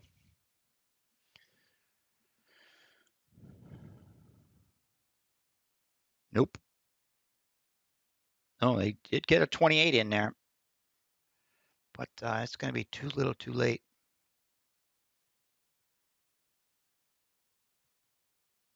Ooh wee! Look at that attack 2, range 3, and a whole shit ton of dudes it can attack. Wow. Okay.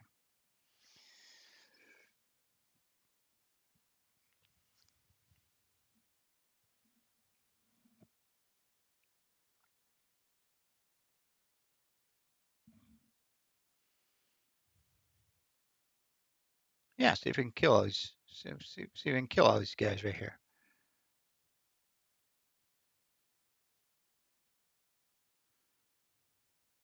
Oh, that was certainly interesting. That certainly makes things. Yeah.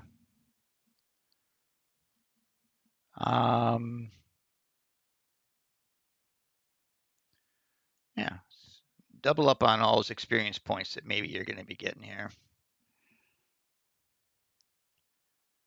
Okay. Tinker's turn. So in theory, this is the end of the game right here.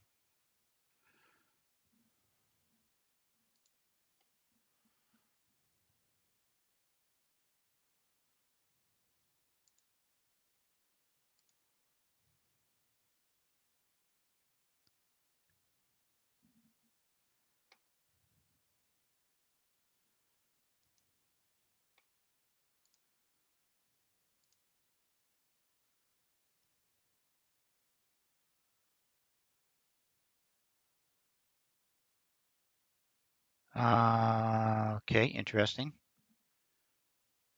I'm on the tile. Mercenaries that end their turn on the hex.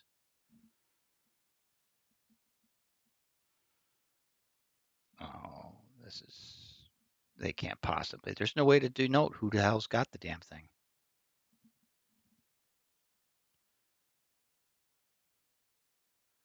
And there's no way to take an item off of a guy, so the game would end. What? I don't get this. Unless the exit doesn't happen until after the entire battle is over.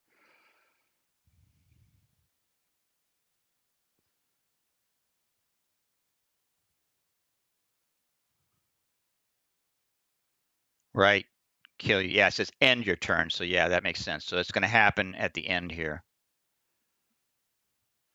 Okay, Craig Hart, and so the Craig Hart was just going to run back up here, so he'll do that. He was going to do a move 5 jump. 1, 2.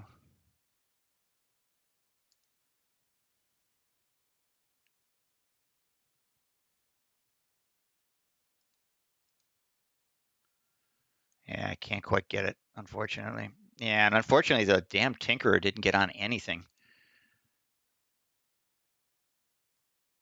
And destroy that trap.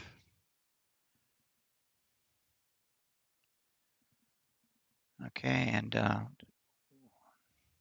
then I can attack that guy because I've got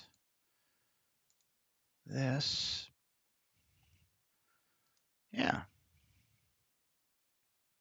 Well, I'm going to I'm going to drink a potion. I'm going to add a plus to this attack. We're just padding the stats at this point. Just padding the stats, Mike. Just padding the stats. Oh, you got to be fucking kidding me. Okay, so something is totally okay. Look in your inventory bar over on the left. Do you have an item in your inventory? Because if it doesn't, then this game is broken for this. Oh, this is ridiculous. Mercenaries that end their turn on this hex can sacrifice and it didn't ever give me.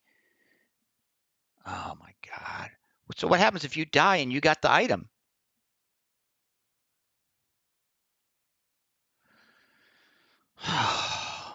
If we lose because of this, I'm writing them a nasty letter.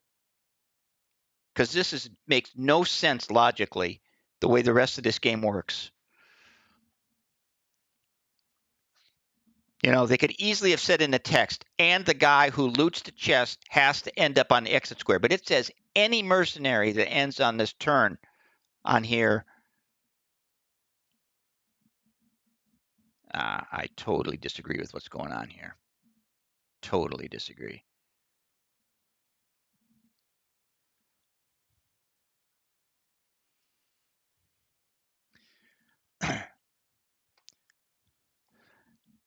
Yeah, but there's been no mechanic in the game like that before.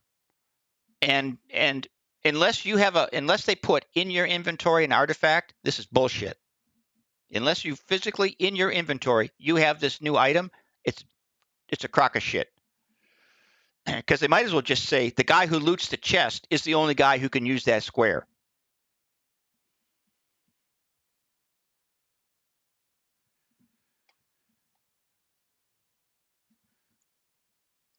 Reach the entrance with all mercenaries to escape.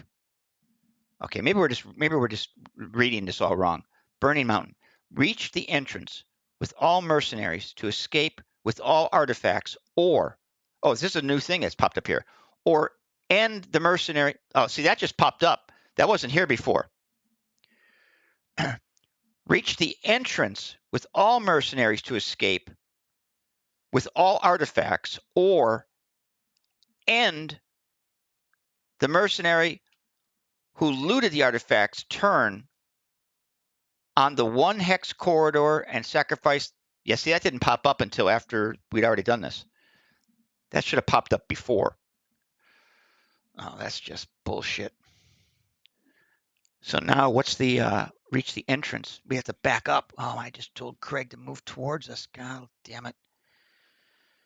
Craig would have been closest. Like, oh shit, yeah. Scroll the map all the way back. The entrance squares are now highlighted. Christ, Craig was standing right next to this. He could have moved one square and been there. Oh my God.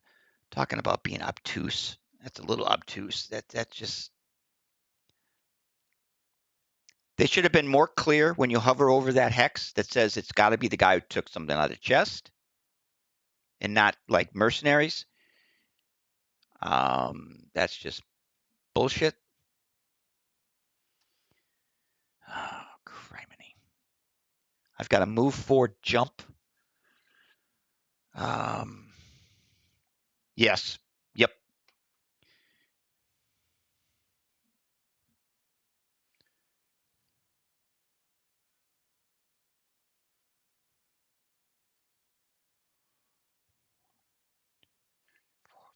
Six. You have an 8 movement card. You can get to the square with Cistern. Yeah,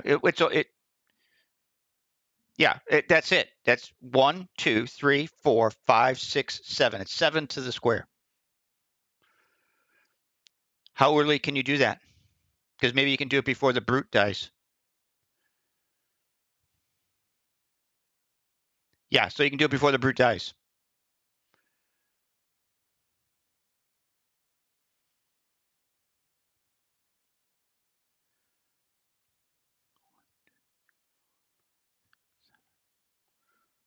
Yeah.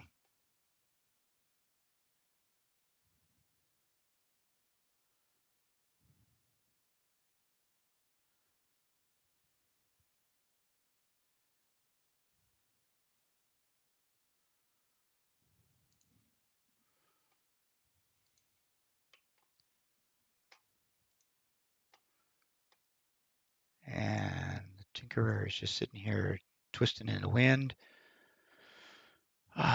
So he'll go ahead and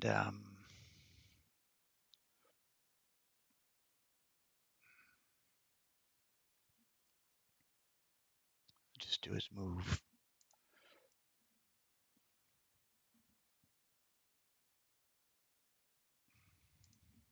Okay. Yeah, this should be over because that move 8 is going to save our bacon.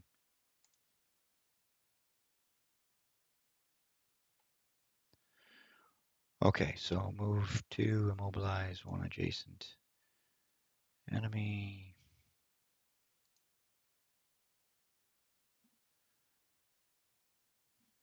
Skip ability. Move. Oh, let's use the boots and at least get 1 pile of gold.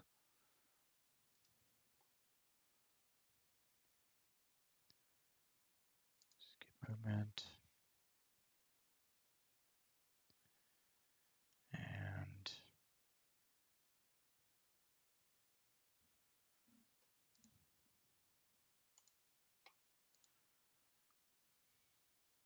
padding the stats again.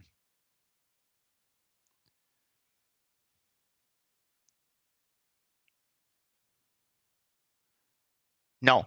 Nope. Nope.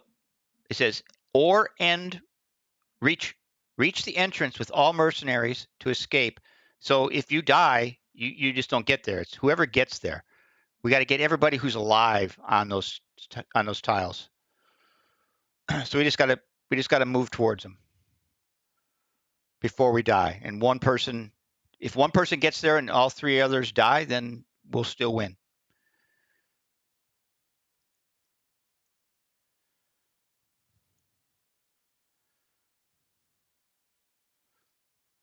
Yeah, they're highlighted green. Move as far as you can. So move all 8, and that'll put you in the second one from the left. And there'll be a guy there who potentially can attack us.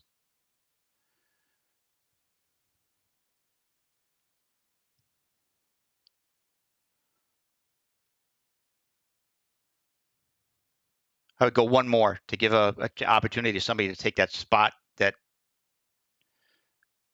Yeah. So they have to move one less. This guy's going to attack. There we go.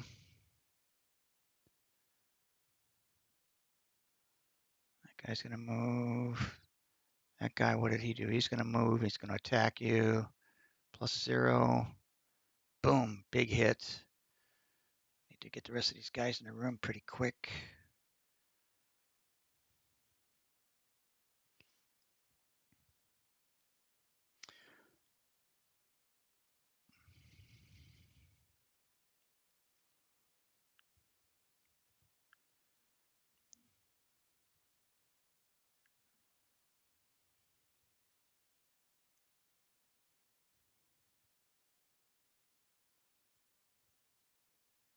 There we go. Pad the stats.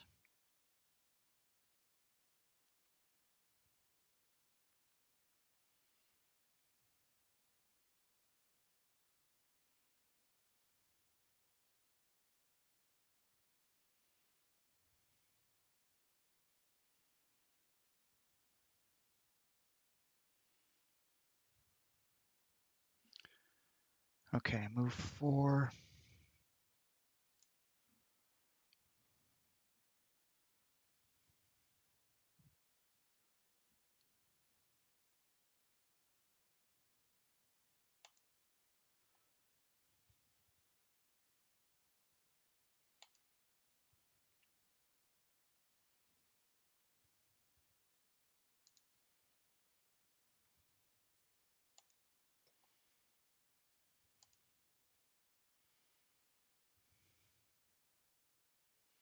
Shit.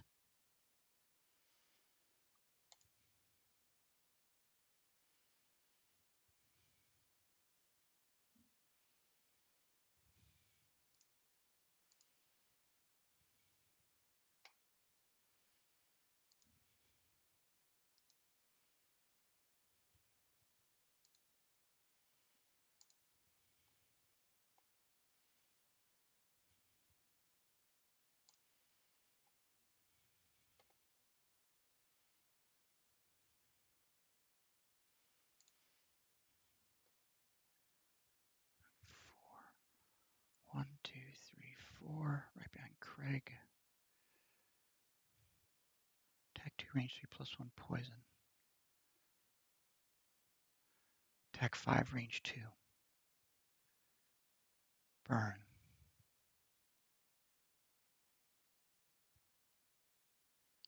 Attack 5. Attack 5, burn. If I burn it, definitely kill him, but might run out of turns to move. Move 4.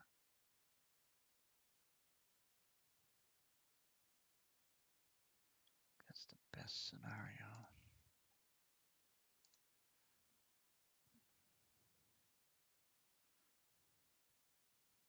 Okay.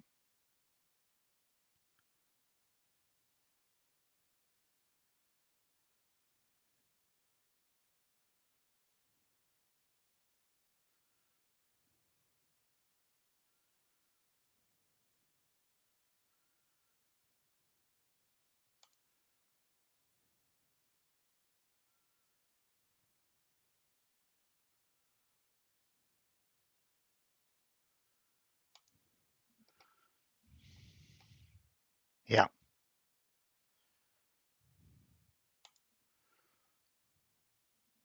Yeah.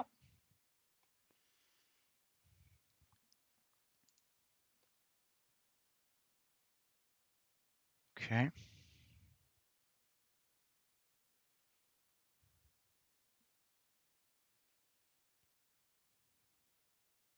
Boy, if she can move, and now I'd say move her back 1 square so that she's not in melee.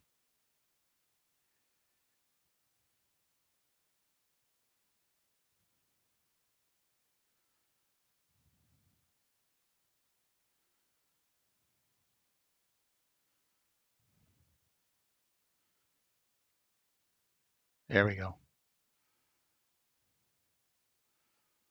All right, now just got to run everybody to Tinker, move 4. 1, 2, 3, 4.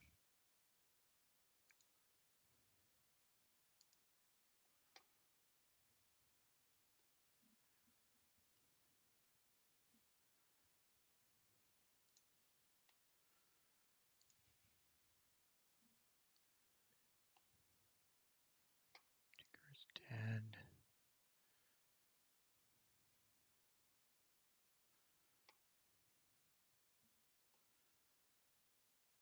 Craig has move 2. 2.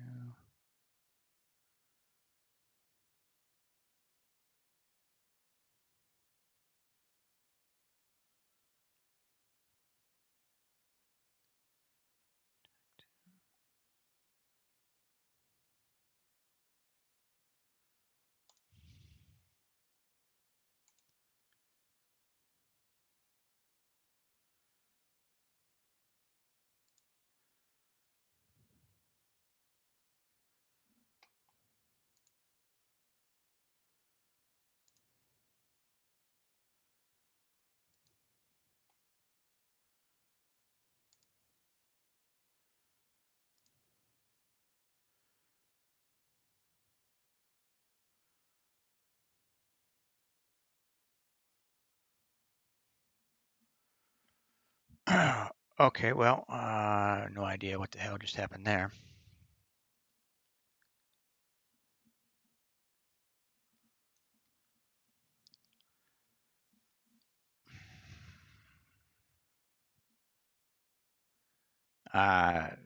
There's one guy left. I have no idea. That guy wasn't dead. He was still there. I have no idea what's going on there.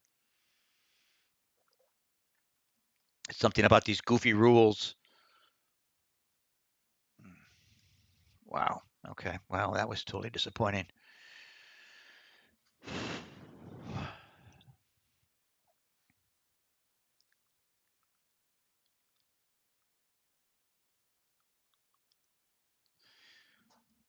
Well, my only call on this one is that, and this is, if this is the case, then this is just brutal. Is that you cannot lose anybody. Nobody can die. Nobody can exhaust. either the guy who loots the chest gets to the exit tile and then sacrifices the artifact and you have no artifact, or all 4 characters get back safely and you again get to keep the artifact. That's the only thing that I can see that caused this to fail here, because there was still 1 monster left. And the big difference was that on that turn, the brute died.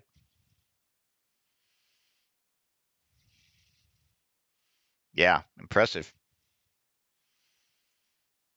Impressive. Oh, man, oh, man, oh, man, oh, man.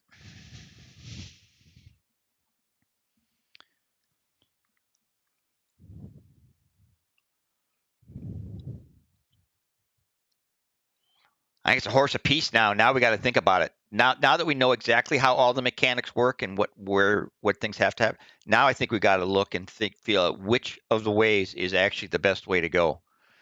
Because going this way forced us to fight everything.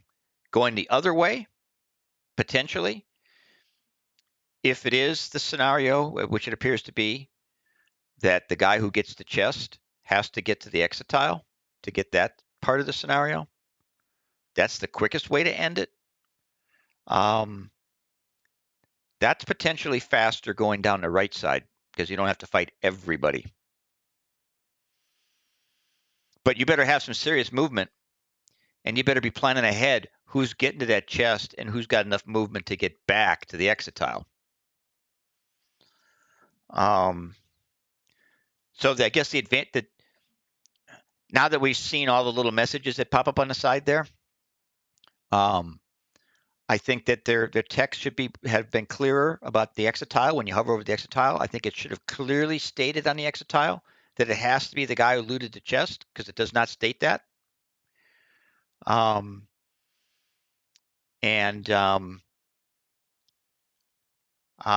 think it should clearly state that you can't lose a character. Nobody can die. It should have stated that, because if it just would have said that in the text, we would have definitively known what was going on. And they didn't. So now we know. And now we got to figure the logic of whether left or right is better. And I'm tending to think that right is probably better.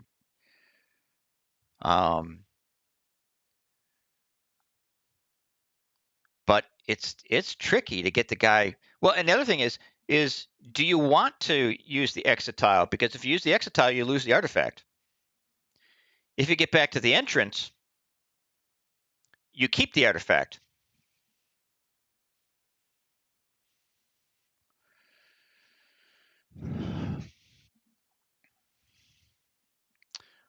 Well, I mean, it's going to be something in somebody's inventory. It's going to do something. You can get out of the dungeon quicker by going to the exit tile and burning a artifact. You reap greater rewards if you can make it all the way back to the exits of the entrance and get out with both the artifacts intact. But boy, I mean, you really seriously got to plot your moves for some of that, because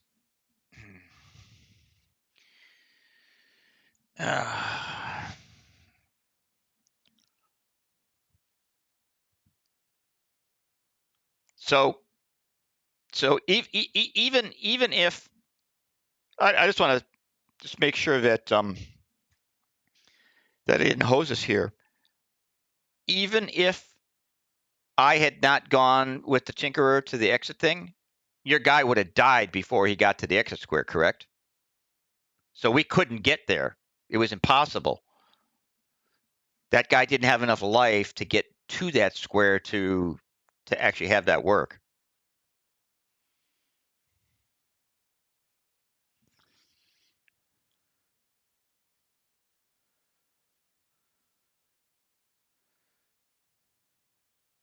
Right. Right.